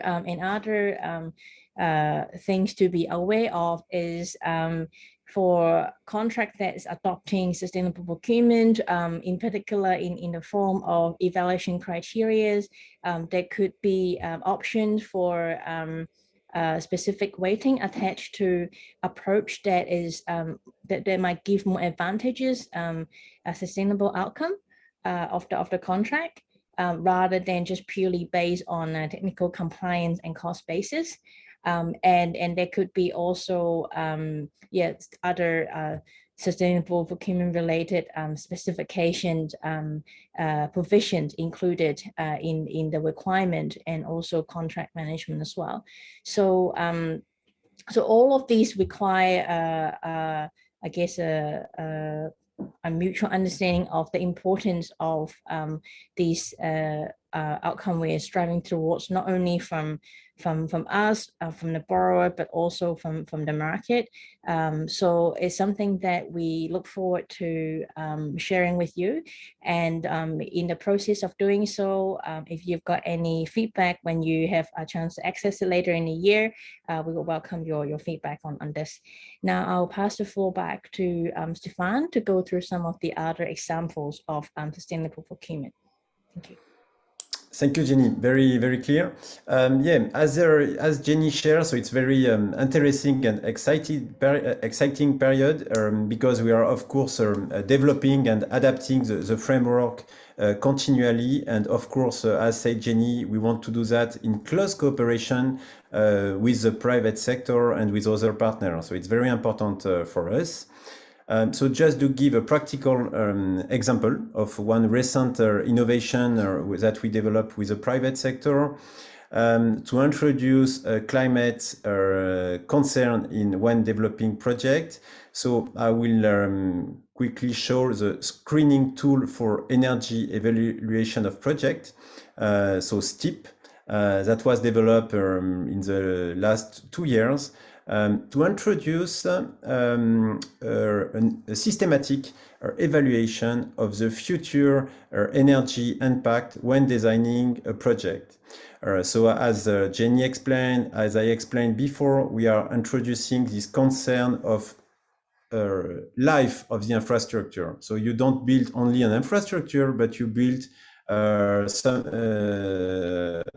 service for 10, 20, 30, sometimes 50 years.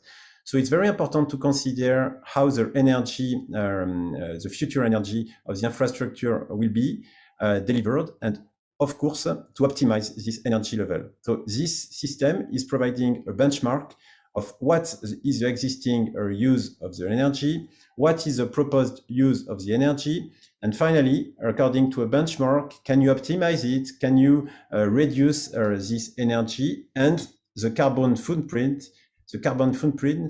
Because as you know, in most of the countries, the energy will not come from renewable energy. So you are adding, in a way, when you build this infrastructure, you are adding a carbon footprint to the country. So it's very important to optimize this.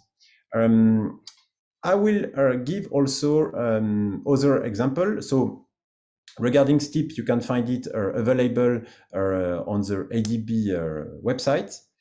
But we have also other initiatives ongoing. Jenny explained regarding the sustainable guidance note.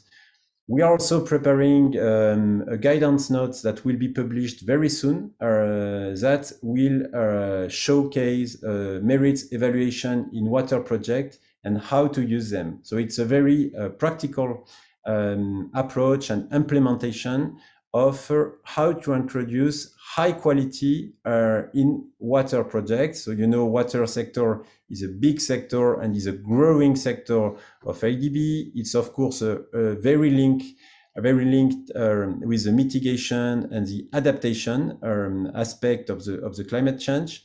So it's very important to introduce this high level of quality, and we will develop this very practical guidance note to guide our DMC and also our private sectors and future contract partner. So also in line with what was explained, we are developing an operation and maintenance template to introduce also operation and maintenance water services contract. So you know, it's a very important topic to be able to manage well the water services with efficiency, to decrease the losses of water, and also to make sure you deliver a good quality of water. So this operation and maintenance contract will be developed And as Jenny did for the sustainable guideline, we invite you also, if you have any idea or innovations or proposal regarding these initiatives, to contact us, and you are welcome to contribute. In order to allow time for exchange and questions, so we will stop here. Some quick reminders. Of course, we are more and more active on LinkedIn. And thank you for the ones who connected also on LinkedIn for this event. There is also ADB Consultant Network, ADB Supplier Network. So please, you can join, you can give your comments or ideas. You can follow up ADB Business Center on LinkedIn also. And of course, you can also contact Jenny and myself directly to exchange on some specific points. We really thank you for your attention. And I think we can give back the floor to Luke. Jenny, good for you. Yeah. Thank you, Stefan. Thank you. Thanks, Jenny. While we have you, there are a couple questions you could help us address. We're getting a lot through, actually. So one question that came through the chat, ADB is ADB working with local and medium-sized enterprises in their procurement initiatives, and also with minority and women-owned enterprises? Perhaps you could answer that question in the context of sustainability and what was discussed around merit points and the like. Would you like me to comment on that, Stefan? Or yes, please. Yeah. You can, and I will please complete. add. Yeah, thank you for the questions around those engagement piece of local and small medium and enterprise SME, and also minority and women-owned enterprises. As mentioned under the social outcome pillar of sustainable procurement, if this is something that's identified as a specific outcome to focus on, there are the ways to for the projects in the contract to specify requirement, so that it allows those specific parties to be engaged. I think also just to also remind ourselves that one of the key principles of procurement for ADB is to be open and fair in terms of promoting competitions across all the eligible parties. So the angle that we are taking in terms of engaging those parties, which is very much welcome in the appropriate circumstances, is probably through the specification formulations and the requirement in the contract. Stefan, got anything to add? Please do. Yeah, no, thank you. No, I think Restam also mentioned it in his presentation regarding small and medium enterprise companies. We see more and more association of companies also when answering to ADB opportunities. So it's also something that is more and more developing also. And what I was explaining, like it's very important to have a very practical approach in the project cycle. You can also, if you have, of course, you are invited to apply and to bid for a project. If you are not big enough, or if you have not been selected in the project, you can also contact the awarded company to try to give also your expertise in the project, and to start to make a reference. And I can guarantee you that we have many cases where a company started to get information on ADB. Maybe the first 6 months or the first year it did not work, and after 1 year or 2 years it started to work. It started to be positive. So of course you cannot do that in few days. You need to be a little plan on the long term.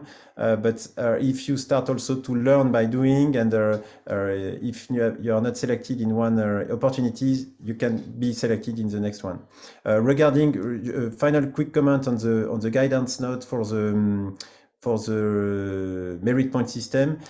We have also already some projects which are using this method, but we want really to show that it's a method that can be applied everywhere, even in low procurement capacity. If it's applied properly, it can be also a good help, a good support for everybody to get a good quality supplier, and to introduce, I will say, a kind of fairness in terms of quality, to make sure that the quality proposed for the project is standard. Okay, I stop here. Thank you. Thanks, Stefan. Thanks, Jenny. And there was a question earlier that I responded to in the chat, or should I say the Q&A box. So the question was about consultant openings, and it was whether there would be opportunities for both individuals and firms. And my response was that both. It depends on the complexity and size of the project and the nature of work, but certainly both individuals and firms would have opportunities to apply for ADB funding. I guess maybe the thing to highlight is that sometimes the funding comes by way of an opportunity with the borrower or directly from ADB. It just depends on the nature of the funds, whether they're loans, grants, and in which case they'd be through the borrower. And if it's a TA or technical assistance, it would be with ADB. And there's another question that came up too in the chat. As we apply as a consultant, are we to propose the consultancy fee, or is this something determined by ADB? So can one of you shed some light on that, please?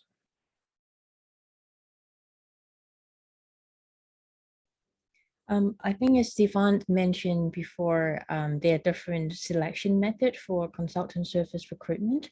And that's so divided into ADB administered consulting services and borrower administered services as well. It really depends on the case specific information. And for each of the selections, there will be a specific data information page in terms of any contract method, the type of payment basis, whether it is a fixed cost, whether it is estimate budget, or whether it is maximum budget. And those are the different options that might be chosen for each of the case, and you can find them in the case specific information page. Yeah, thank you, Jenny. I saw Restam. Maybe Restam, do you want to add on that? Yeah, I can add a few things about that. We have to remember that there are two types of consulting services. One is firms and another is individuals. And of course, the method of recruitment is slightly different because when we recruit firms, so there will be always the element of competition in terms of proposal submission, with the rates or so remuneration rates or fees. And depending on the selection methods, whether it is, if it is competitive and the firm has happened to be first ranked, so we do not negotiate the rates.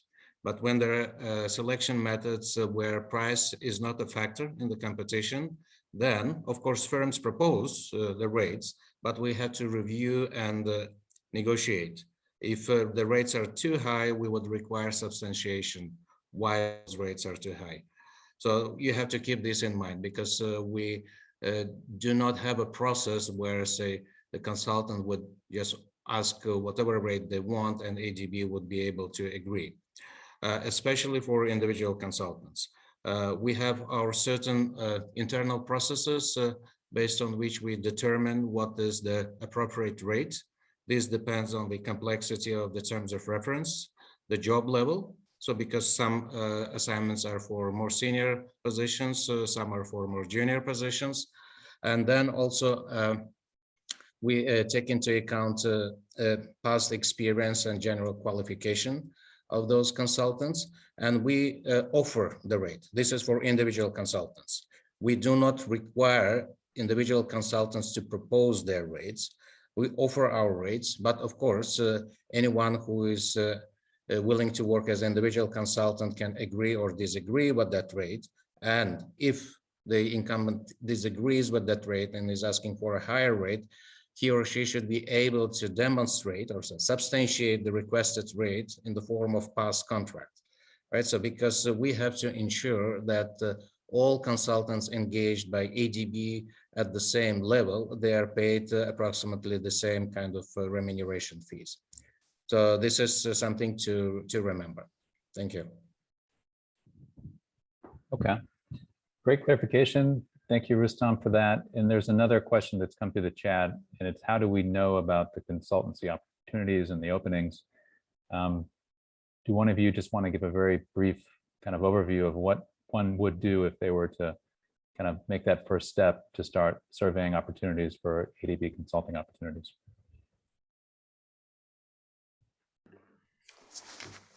Yeah, maybe I can start. And Rustam, if you want to complete, I mean, as I said, you can really consult our website and be a little bit proactive in the approach. So you can look at the opportunities, but not only, you can also try to understand where are the projects ongoing in using the different access I showed. We are really a very transparent organization, and when a concept is developed in a project, you can really access the concept and understand what ADB is trying to develop.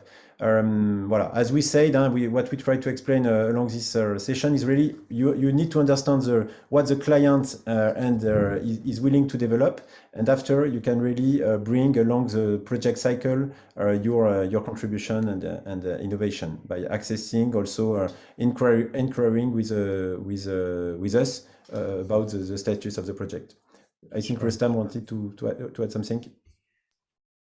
Yeah, thank you, Stefan. I think you have mentioned also about the CMS, right? So for all entities or individuals who want to work with ADB as consultants, they have to register in our consultant management system. This is designed for all consultants to submit their proposals, submit their CVs.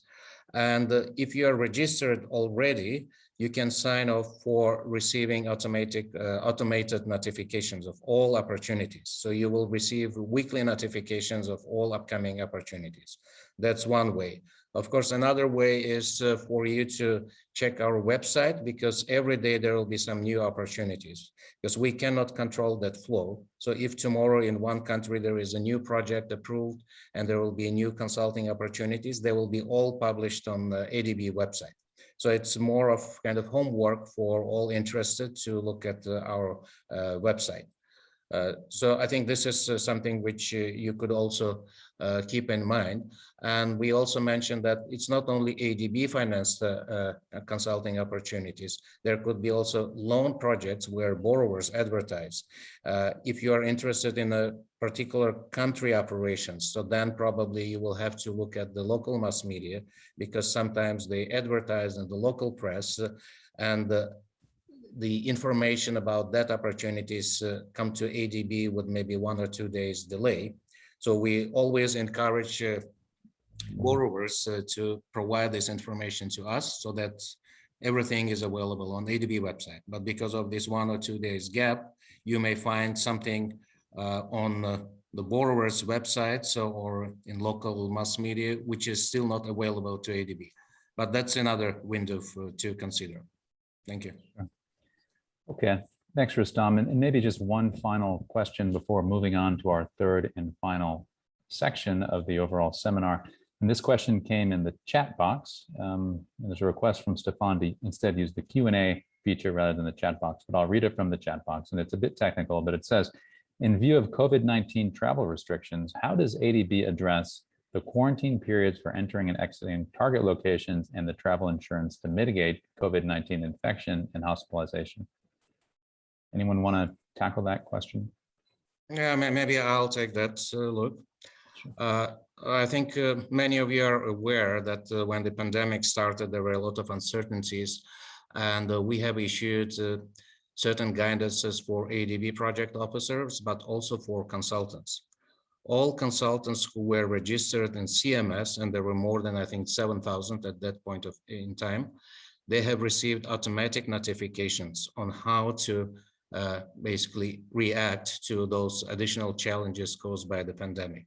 Firstly, there was a requirement to register with ADB's travel tracker system, so that ADB is aware of the location of any individual at any given point in time.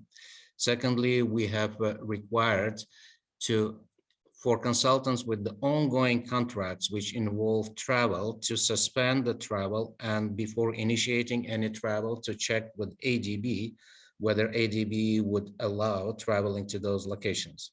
This is because there were a lot of uncertainties about the quarantine requirements and other safe and health and safety measures.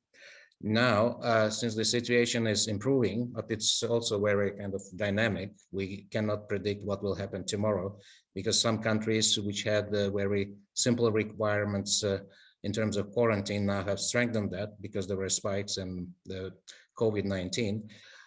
The approach is to still check with the project officer, check with the signatory in the contract whether it is allowed to travel.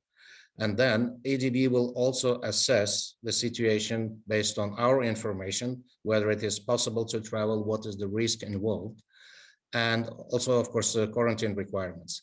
In some countries, it's much stricter and much longer quarantine requirements. In others, it's different. But the main, I think, piece of information which we would like to share with you, especially with the consulting firms, is that the contract requires the firm to provide medical insurance for all personnel. It's not ADB.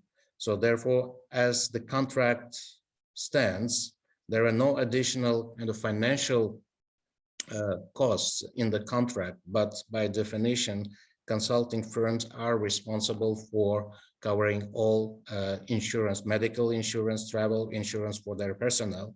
And therefore, before making any decision to send the personnel to the field, I think consulting firms have to understand for themselves what could be possible cost implications and make their own decision whether to send that personnel to the field or not, but provided that ADB would give a green light for this kind of mission. So just let's keep this in mind. Thank you. Okay. Thanks, Rustam. Appreciate the very complete response in terms of COVID and consulting. Jenny also, for those who didn't see it, pasted a document into the chat. So if you want to see what we've said on our website, as with most things with ADB, nearly everything is on our website for anyone to view. So please take a look at that if there are further questions around COVID-19, travel, and consulting. We are a bit off schedule, so I'm sure we need to move on to our third and final discussion area for today, which is around case studies. We're bringing back many of the speakers that we saw during the first overview session. So first and foremost, we will have Noel come back and talk about a project in Kiribati, a power project, followed by An-King Huang, who is actually not one of the earlier speakers, but he will be coming and presenting a project within East Asia. He is a senior financial sector specialist within the East Asia Regional Department. So welcoming him as a panelist and a participant. Next, we'll have Malte Mas back to talk about Kyrgyzstan and a landslide risk management project, followed by Srinivasan, who will come in again and talk about climate-friendly agribusiness value chains in Southeast Asia. And then last but not least, we will have Mr. Lai-Ping Zhang return to discuss Bhutan and an affordable housing project there. Okay, with all of that said, turning it over to Noel O'Brien to talk about the Pacific. Over to you, please. Thank you, Luke. So I'm going to bring you to the small atoll island of Kiribati, island nation of Kiribati in the Pacific. And if it's a country that you're not familiar with, I might suggest that you take a look at Google Earth later today and just to understand some of the challenges of investing in infrastructure on an atoll nation. So the particular project that I'm talking about is the South Tarawa water supply project in Kiribati. The population of Kiribati is just under 120,000. And if any of you wonder why I say Kiribati rather than Kiribati, I understand from the former president of Kiribati that the typewriter was broken when it came to writing S's. So they put them as TI. So that's a little story of why Kiribati, how it's pronounced. So 33 atolls, 21 of which are inhabited. It's dispersed over 3.5 million square kilometers of the Pacific Ocean. Its main exports are fish, copra, coconut, and seaweed. The poverty rate is amongst the highest in the Pacific, and very significant gender inequality issues. South Tarawa, which is the capital, main island, has a population of about 70,000 people, just on 16 square kilometers, so very densely populated. Elevation of the island does not exceed 3 meters in any point, so it is highly vulnerable to sea level rise and surges. The average width of the islands are 450 meters. The current water supply is on groundwater lenses. So with sea level rise, this results in overtopping of the lenses, inundation, and reduced yields of fresh water. There are extreme land constraints in Kiribati because of the density of the population. There is a high use of imported and subsidized kerosene and wood for boiling water to avoid health issues. And public utilities board supplies water, electricity, and sewerage services. So that's the one service provider. Move to the next slide. So the investment in the water supply project, the total financing from ADB is 61 million. Co-financing of this is involves 41 million, and that's coming from the GCF, just over 28 million, and from the World Bank, 13 million.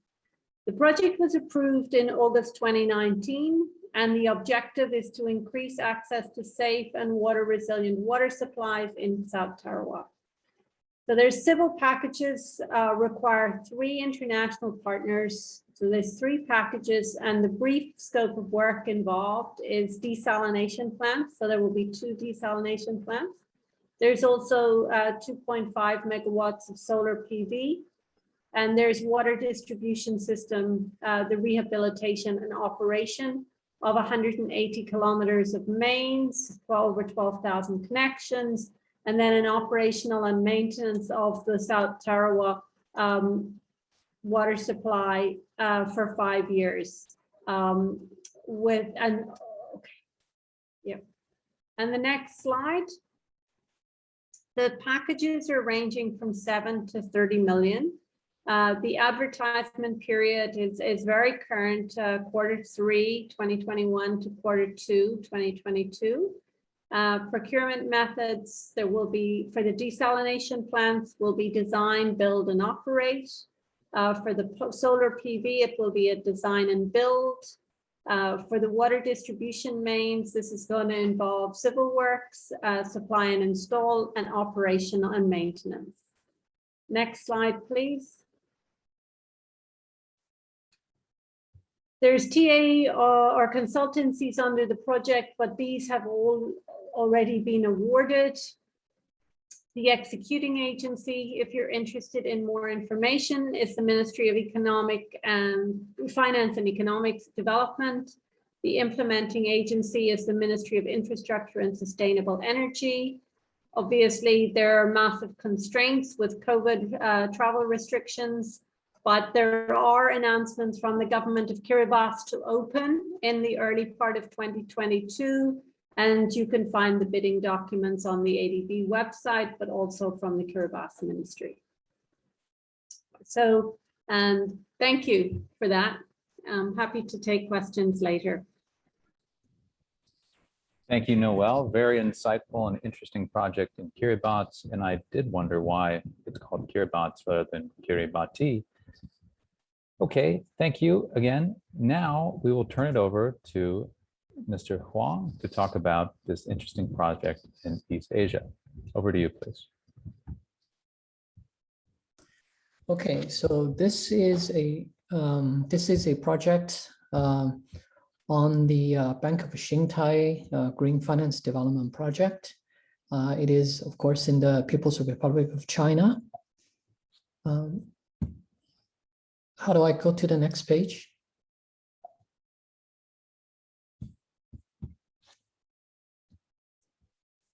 I believe Gerald will handle that. Oh, here we go. Here we go. Just a moment. Okay. All right.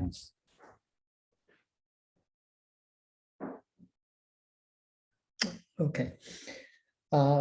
This was the project was approved last year, and it is to be implemented from late 2020 onward.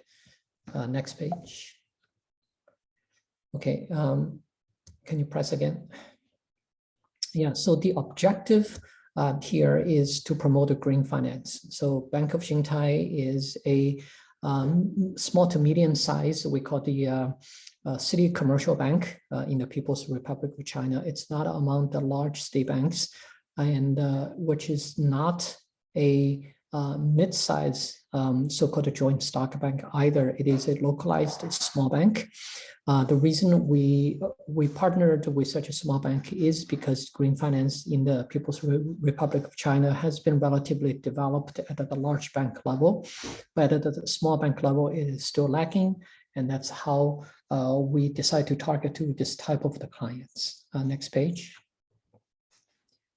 The modality here is a financial intermediation loan.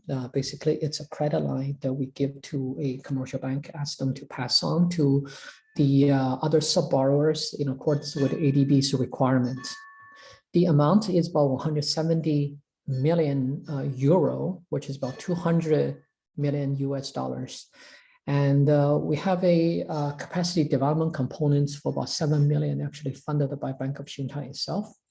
Because it's a relatively developed economy with a relatively developed commercial entity. So the borrower would pay for the capacity development part, which is about 1 million US dollars. And the borrower is the finance ministry of the PRC, which would relend the ADB funds to the Hebei provincial government, and also relend again to the Xingtai city government to Bank of Xingtai. That's just the local project funds flow. The executing agency is the Hebei provincial government. The implementing agency is the bank itself, the borrower. And the gender, we have achieved this gender mainstreaming, effective gender mainstreaming. So next page, please. Okay, we have mostly three outputs. First is the Bank of Xingtai's green finance system. We need to establish the system and also the framework. The second output is the adequate volume of the green finance lending to be achieved. And then the third is on the environmental, social, and governance related institutional capacity development. For those who don't know, the environmental, social, and governance, it's also termed ESG, so which would include the ADB definition of the environmental and social safeguard as well, and plus more. Next page, please. Okay, the rationale, next page, please. As you can see from the photos, are because Xingtai City is actually one of the most polluted cities in the PRC. And the Hebei province itself is also among the most polluted industrial areas in the PRC.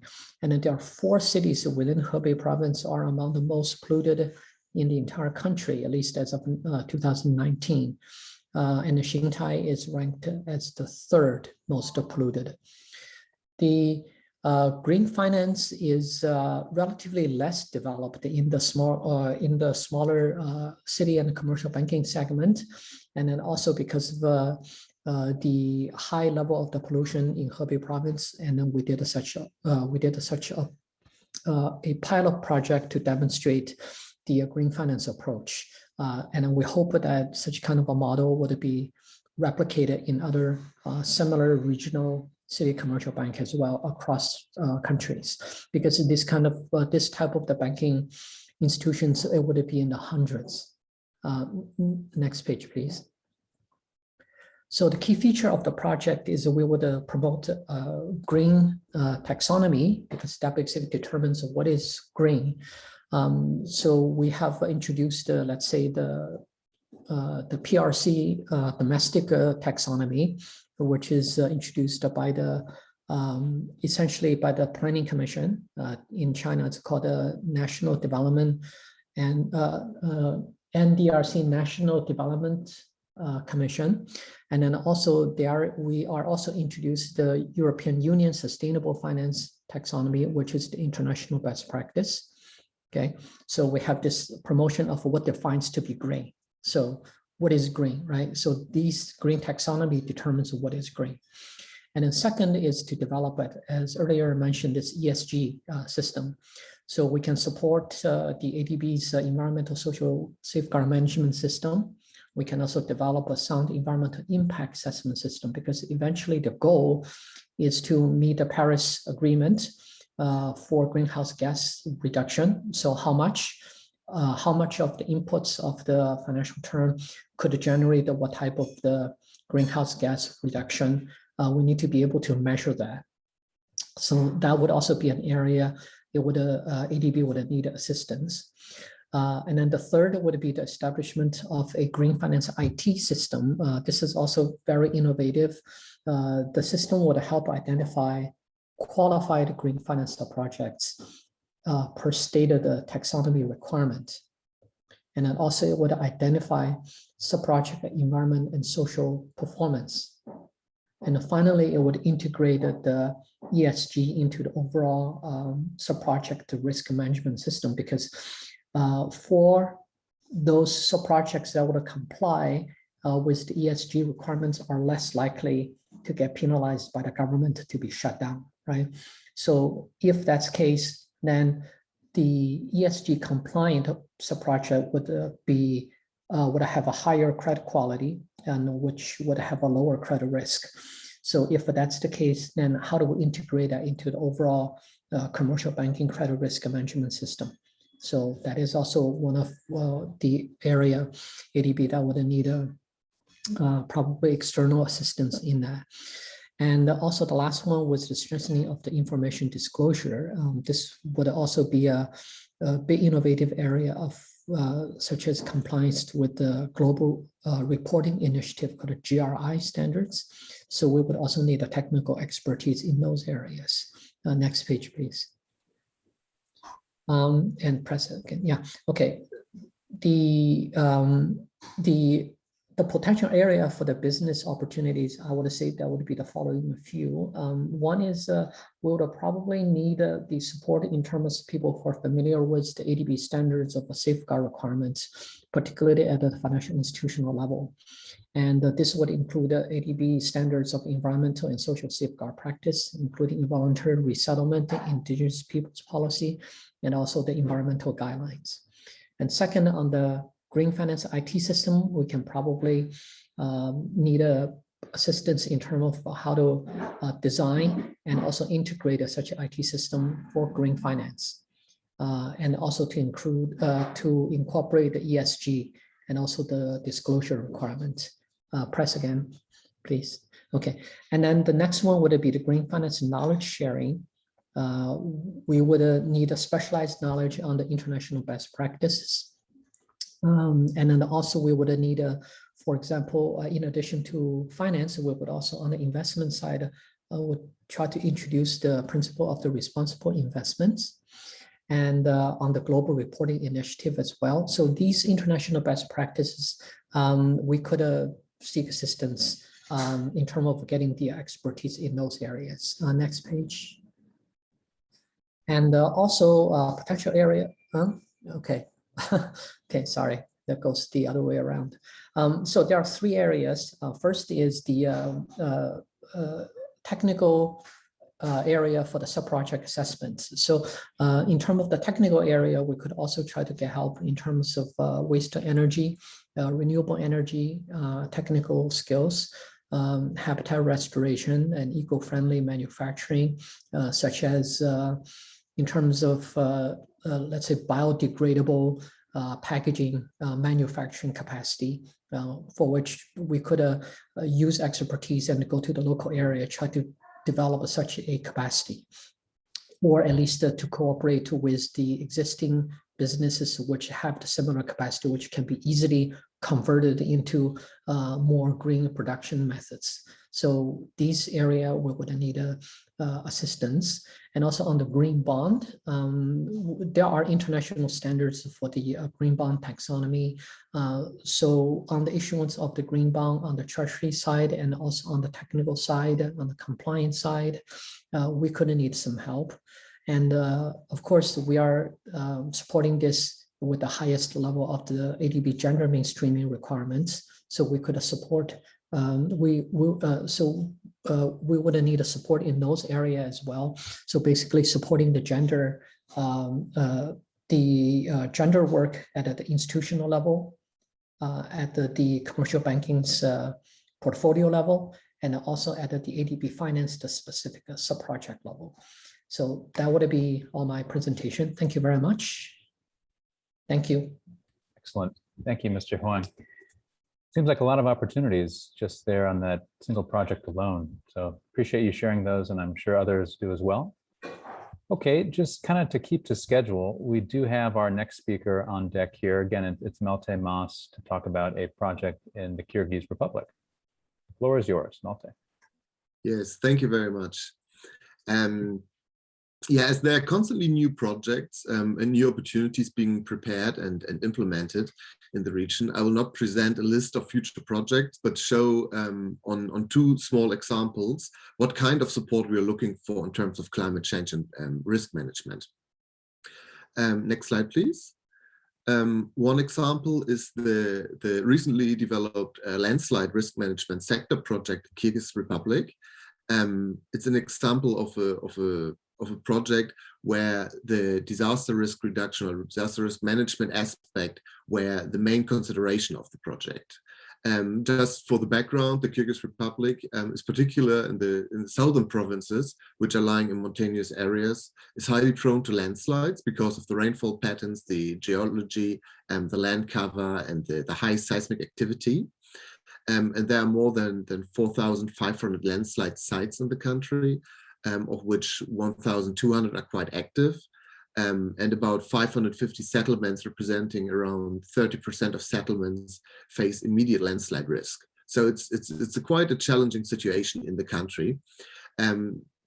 Also during the 90s, early 90s, like 1991 and 2018, about 600 landslide events occurred in the country, resulting in quite a large number of fatalities.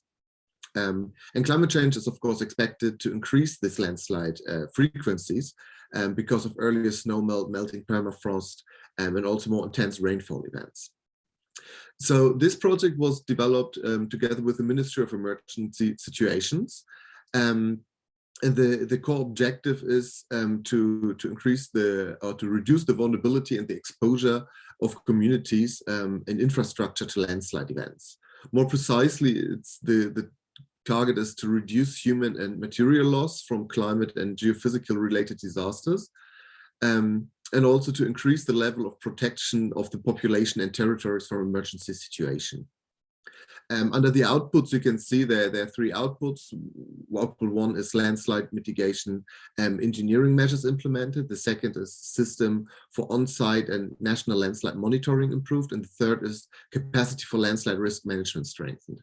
So there you can see that basically these main areas are covered, from the engineering side, engineering solutions, to more technology solutions with early warning systems and monitoring, and also capacity development and governance aspects.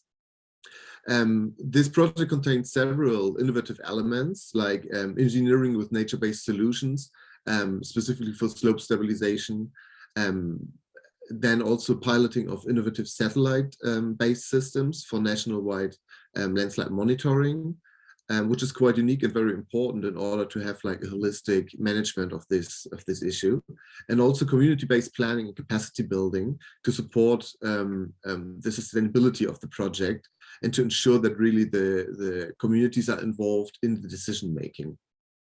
And next slide, please.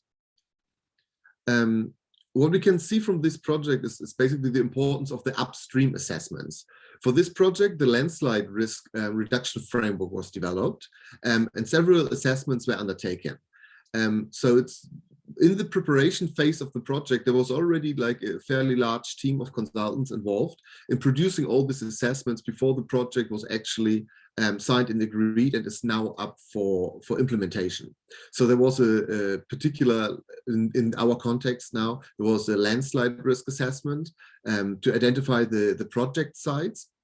There was a climate change and seismic risk assessment. There was a topographic assessment. And there's, of course, you know, further looking out what can be done. There was a screening for the potential of disaster insurance and financing mechanisms. And then there were like more detailed feasibility studies done. The project is a sector project. So what it came out with is that it's supporting the National Disaster Risk Management Program, and feasibility studies have been developed for some projects, for some very representative projects. And then there's a long list of 45 projects which will be implemented in the course of the project itself. Next slide, please. Yeah, here you can see, just as an example, you can see what experts were involved in the preparation of the project, working on this landslide assessments, geotechnical assessments, and so on. And you can also see a list of draft reports prepared just for the preparation of the project. So what I'm trying to hint at is that there's quite a great demand for climate and disaster risk management to do this upstream work, and there's like more and more projects that have intense requirements on these technical aspects for the preparation of the projects. This is being done by individual consultants as well as firms as well. Okay, next slide, please. I know we're quite tight on time, but I just wanted to give a second example, just very briefly. As mentioned earlier, one of the main challenges in the region is connected to the water sector. And Stefan also just mentioned the work the procurement team is doing in this area, specifically on the water sector. And this goes in the direction, it's what I said earlier, it's like the preparatory work, the upstream work that is done to work with the governments and to actually prepare projects that are coming out of these discussions. This is what the CAREC water pillar aims at doing. And the CAREC is what I said earlier, the Central Asian Regional Economic Community. And the idea is that part of the economic framework, the profile of water security is raised, and that international or that the regional cooperation is strengthened. The vision is to have a sustainable, climate resilient, productive and water secure region with shared benefits among states and communities. Next slide, please. And this water pillar is basically following 3 blocks. After like several rounds of consultations with the governments, these have been identified. The first block is looking at climate resilient and productive water systems, as water is central in the development of the region, and climate resilience is needed to address the uncertainties and increase variability. It's essential for the component of future water resource management and service delivery to really consider climate change adaptation and disaster risk management as well. The second block is looking or is related to the sustainability, recognizing that there are existing systems which are already in place and which need to become more efficient. Also to protect the ecosystems in the region, which have a great contribution to water security overall, but also having financial sustainability, specifically if it comes to irrigation and drinking water. So it's more looking at the management side of it. The third block is dealing with the nexus solution between water supply, agriculture, and energy, as well as how holistic approaches and cross-sector learning can be strengthened. because it's like there are different sectors that have high water demand and use water in different times and different quantities, and having some solutions there is very vital. Next slide, please. As for the process, what I've just described is the outcome of regional consultations which have been there so far, and the scoping report of this activity under the CAREC is being drafted at the moment. And the next step will be to prioritize activities, to identify them, to link with other regional initiatives and programs, and also to try to find out new funding modalities and see what is possible and how these priorities can be funded. And there's like, out of this work, we will see that there are several projects coming out in the region which are looking at cross-border projects in terms of infrastructure, but as well as governance. And there will, in this process, there will be like a number of opportunities which will be very interesting because they're fairly complex in terms of the coverage of countries, but also in terms of addressing water issues, water management issues, and climate change as well. Okay, thank you very much. Thank you, Malte. Great overview of what's going on in the Kyrgyz Republic and these two projects. Okay, so we've seen case studies so far for 3 of ADB's 5 regional departments. I'll now turn it over to Srinivasan Ancha. We'll talk about an interesting regional project going on now in Southeast Asia. Over to you, Srinivasan. Thank you, Luke.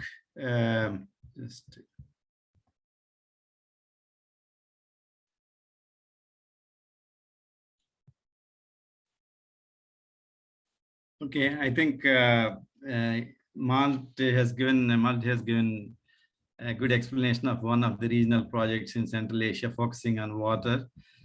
This is in the Southeast Asia in 3 countries. This is also a regional project.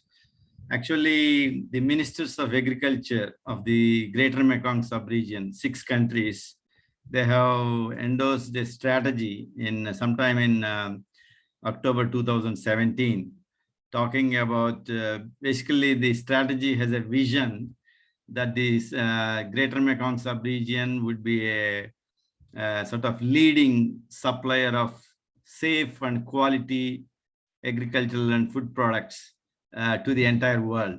That is the vision. So in relation to that, they have identified several investments, priority investments that are important for the Greater Mekong sub-region. And this is one of the priority projects. So this was approved in 2018 with a total financing of about 252 million, of which ADB provided about 170 million, and with co-financing from the Green Climate Fund as well as the Global Agricultural and Food Security Program of about 62 million.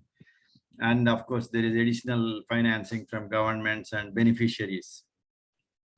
Basically, the project is not being implemented in 6 countries. Instead, it is being implemented in 3 countries, Cambodia, Laos, PDR, and Myanmar. The project's objective is to improve the agricultural competitiveness. When we say agricultural competitiveness, mainly in terms of enhanced productivity, enhanced climate resilience, value addition, safety and quality, and of course, rural household incomes. That is how we want to improve the competitiveness of agriculture in the GMS through this project. So the outcome is mainly to have the productive and resource efficient agri-business value chains in the areas that are selected. So because this is a regional project, we are focusing mainly on the GMS economic corridors. As you know, I mean, most of the time, I mean, the GMS corridors have started with the transport corridors. So the GMS strategy aims at sort of transforming these transport corridors into real economic corridors. Means we have many roads, but there is not much to transport on the road. So unless we make the agriculture and other sectors more competitive, these roads will not be used to the full potential. So that is what is transformation of the transport corridors into sort of economic corridors. And the projects like this will support the transformation. So basically, there are three outputs. One is focusing on the critical agribusiness value chain infrastructure in terms of improving climate resilience and also reducing the carbon footprint. Second is mainly on capacity building for climate smart agriculture and agribusinesses. And third is about the policies, regulations, and standards enabling an environment for climate friendly agribusinesses. So in terms of the opportunities, actually, the projects, of course, these are sovereign projects and these are sovereign loans to respective governments. So I will briefly give the opportunities country by country. These are the civil works packages. I mean, there are 118 packages in Cambodia, whether it is irrigation canals or ponds, water harvesting ponds, or drip irrigation schemes, or rehabilitation of agricultural cooperatives, mainly in terms of the post-harvest infrastructure, or farm to market roads, solar panels, because we want to convert these agricultural cooperatives, basically meet some of the demands on the renewable energy through solar panels and also biodigesters and compost huts to smallholders, and also some mechanization workshops, etc. So the four provinces are the Kampong Jam, there is a typo, Tuang, Humam, and Kampot. M is missing, Kampot and Takeo provinces. I mean, as I mentioned, the number of packages are significant, anywhere between 0.2 million to 2 million per package. Of course, some packages are slightly more, but we don't want to give the outliers there. So, but mostly it is national competitive bidding, but there are opportunities for international collaboration. And we also have some ICT equipment and laboratory equipment requiring international partners, about 3.5 million. And we also have 5 types of consultants: project implementation consultants, feasibility study and detailed engineering design consultants, capacity building consultants for climate smart agriculture, ICT consultants, and the climate resilient variety deployment consultants. The first 3 packages are already awarded. The 2 are in the final stages. So here the executing agency is the MAF, and implementing agencies are 3 ministries, Ministry of Agriculture, Water Resources, and Rural Development. And COVID-19 has caused some of the several restrictions in Cambodia. And basically, there are many delays in terms of awarding the contracts also, mainly for the civil works. So in case of law PDR also, the objectives are same, but the civil works package is actually, I mean, where international partners are required are almost none. Because they are all small scale civil works. Again, the type of infrastructure is similar to that in Cambodia, and geographical location is in 5 provinces of 5 southern provinces of Law, PDR, and Vientiane capital. And mostly we are using the national competitive bidding. And again, here also there is some requirement for ICT equipment, laboratory equipment, etc., where international partners may find some opportunity. And here again, we have almost like 7 consultant opportunities. Some are awarded, some are yet to be awarded. And here again, executing agency, and there are several implementing agencies, and the COVID restrictions are there, and now actually severe in Vientiane. And this is in Myanmar. I mean, our operations are on hold since February. But here again, I mean, the project scope is similar. We are mainly focusing in the central dry zone, Mandalay, Magwe, and Sagaing regions. Here also mostly national competitive bidding and some ICT equipment and laboratory equipment, where international partners may seek some opportunities. In fact, for the lab equipment, already it was awarded. So yeah. The other thing, there are again 5 consulting opportunities, and some have been awarded, and some are being, I mean, they're on hold, I mean, to be frank. So here again, I mean, the executing agency is Ministry of Agriculture, Livestock and Irrigation. and the implementing agencies are several departments, plus one of the departments of the Ministry of Commerce also is an implementing agency. So that is a brief set of opportunities in this regional project. As I mentioned in my earlier presentation, we have almost 67 investment projects in various countries of Southeast Asia, focusing on climate change, disaster risk management, sometimes purely adaptation, sometimes mitigation, sometimes both mitigation and adaptation.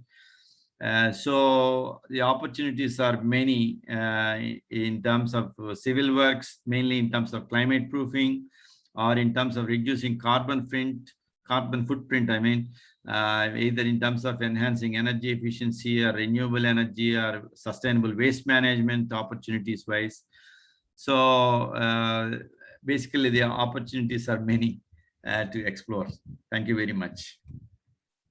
Thank you, Mr. Ancha. It's a very important point that you're raising there at the end, is that these case studies are just examples of particular projects that we've chosen to highlight during today's session, but there are many other opportunities to explore. And I think really it's with the industry participants to go and get into the ADB website and search for specific areas of interest and do some homework and figure out where they might best fit in as an initial first step. Okay, we have two questions that remain pending within the Q&A feature, and I know Stefan is working on addressing them. They relate to our private sector division, so I think he's just making sure that he addresses it properly. We now have our final speaker for the case study session. We're bringing back Mr. Lieping Zhang, advisor for South Asia. Over to you, Lieping. Hello. Yeah. Can everyone hear me? We got you. Okay. Yeah, please. Okay, come back again.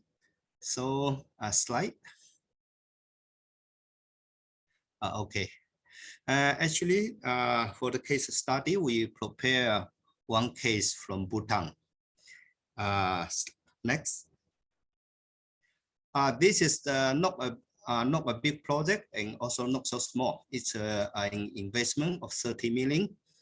And this one we expect to approval in Q4 of this year. Actually, 2 weeks ago, we just have an SRM meeting internally. Yeah, and I can say that so far, the processing is very smooth. The project objective is to improve livability, safety, and sustainability of human settlement through better access to adequate and affordable housing. The location of this project is in 7 areas of the countries, including the capital, Thimphu. This project, we will have 9 contracts to be open for competitive bidding, including 1 international and 8 national. The estimated total amount is that for the international one, it will be over 10 million, and the 8 national contract put it together, it will be 8.3, 8.4 million. The scope of the works is including construction of 2,500 climate and disaster resilience and affordable housing unit. Oh, why? No, this one block my view. Okay, yeah, and 2,500 housing and also the public facilities. They are including community service center, water station, etc., etc. Okay, next slide, please. And this one, we also have a TA to support this project. The type of consultancy is that we will have 2 consulting firms using the QCBS method with the quality 90% and cost 10%. The weight would be 90 to 10. Individual consultant selection method, and the brief scope of the consultancy is that facilitate project management and implementation and strengthen the institutional and operational capacity of the implementation agency. The estimated total cost is that 2 consulting firms would be 2.8 million, and individual consultant put it together will be 0.3 million.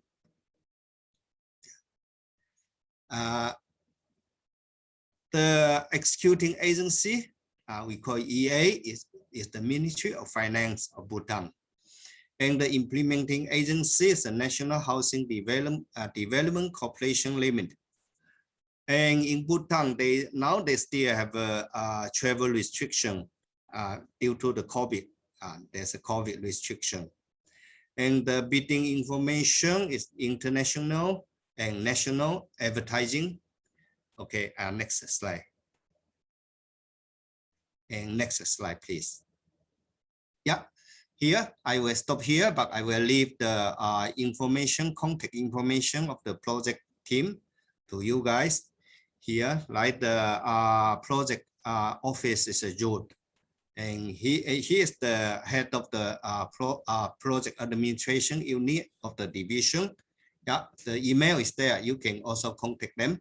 Thank you very much. I will stop here. Okay, thank you very much, Lai Ping. Thank you. There was a question that came in the chat. I don't know if you'll be able to respond to it. The question was, what was the statistical picture before the Bhutan project, and after the Bhutan project, what was the statistical picture?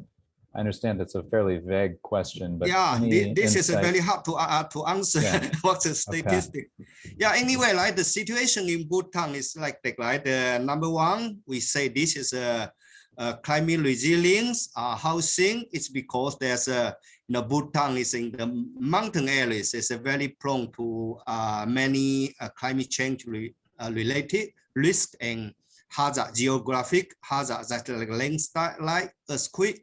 Yeah, and drought. Yeah, so this is a climate resilient. And number two is that this one we say it's affordable. It's because this one will be provide to civil servant, to those low income families. The picture there in Bhutan is that housing is also too expensive for many of the certain percentage of the population. This is why we say we need to have a climate resilient and affordable housing, and it's a 2,500 unit.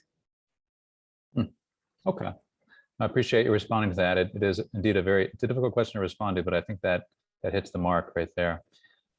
There also are a couple questions, I guess, pending in the Q&A. Mostly around how does private sector consultants or others kind of get in contact with our PSOD department. So that's the Private Sector Operations Department. We're working on getting those questions answered. One of them is how do consultants pitch funding to ADB, and the other is, I guess, what's the minimum ticket size or size of an ADB project for ADB financing. So we're working on getting those answered. And there's a final question here that I think Rustam is answering, which is, does national competitive bidding mean that only local suppliers or firms are allowed to bid, and only on ICB or international competitive bidding are only international firms or suppliers allowed to bid? So I think that has to do with the location of the advertisement, but Rustam, if you could maybe just shed some light on this topic. I'm just typing sorry. Response. Okay. So maybe give me a few minutes and it will be shared, I think, with everyone, right? If necessary, we can clarify.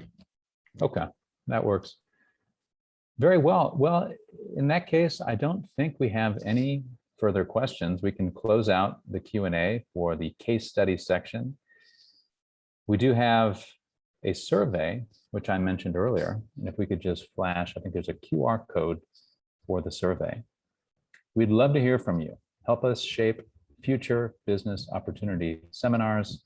Your response is very important to ADB, and by responding to this survey, we can get your feedback, because ultimately we prepare these sessions for industry participants. We require industry participation to be successful in the different project funding that we do across Asia and the Pacific. So do complete this survey. It's a QR code. For those unfamiliar, just open your phone and use your camera and put it on the screen, and it will immediately put you onto a 2-minute survey. So pretty simple, and we do hope you do that today. We also will follow up in an email with whatever email address you might have registered with in order to provide you the survey there, if that's going to be more convenient. And finally, again, the recurring question that we get answered: will we share the slides? Yes, we will share the slides. They will be published on ADB's website. And I believe also they'll be provided in email too. So here you go. Now to provide our closing remarks, I'm going to turn it over to Stéphane Posada. Stéphane, over to you. Thank you very much, Luc. I'm very impressed by your time management, because if I'm not wrong, it's almost 5:20 in Manila. So you are 3 minutes in advance. It's really well done, because we had so many speakers and presentation. No, thank you very much for everybody who attended. I think our intention was really to give you a very detailed background about what ADB is doing in the field of climate change.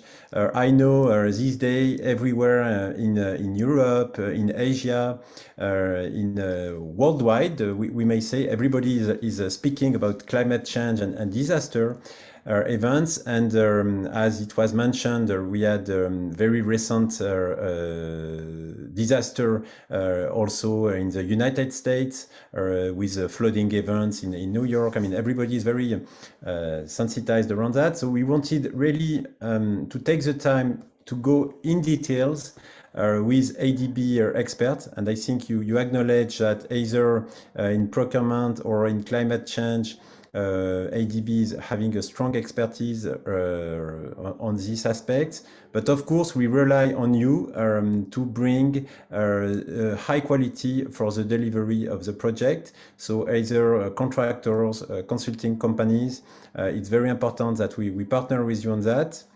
Very quickly, I mean, my key takeaways on the presentation is so is maybe three main things.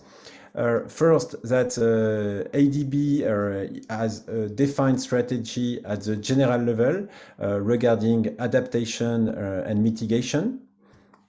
So as you saw, there is a very clear strategy that is being developed regarding finance and opportunities that are being implemented. The second takeaway is that regionally you have a lot of differences, and it's really something that I learned even better today, that depending on the countries, on the regions, the impact will not be the same. And the way to address it also will not be the same. So it's very consolidating our approach in procurement, that we need a fit for purpose approach, really adapted to each region, to each country, on how we deliver the project and how we reach you who are having the expertise.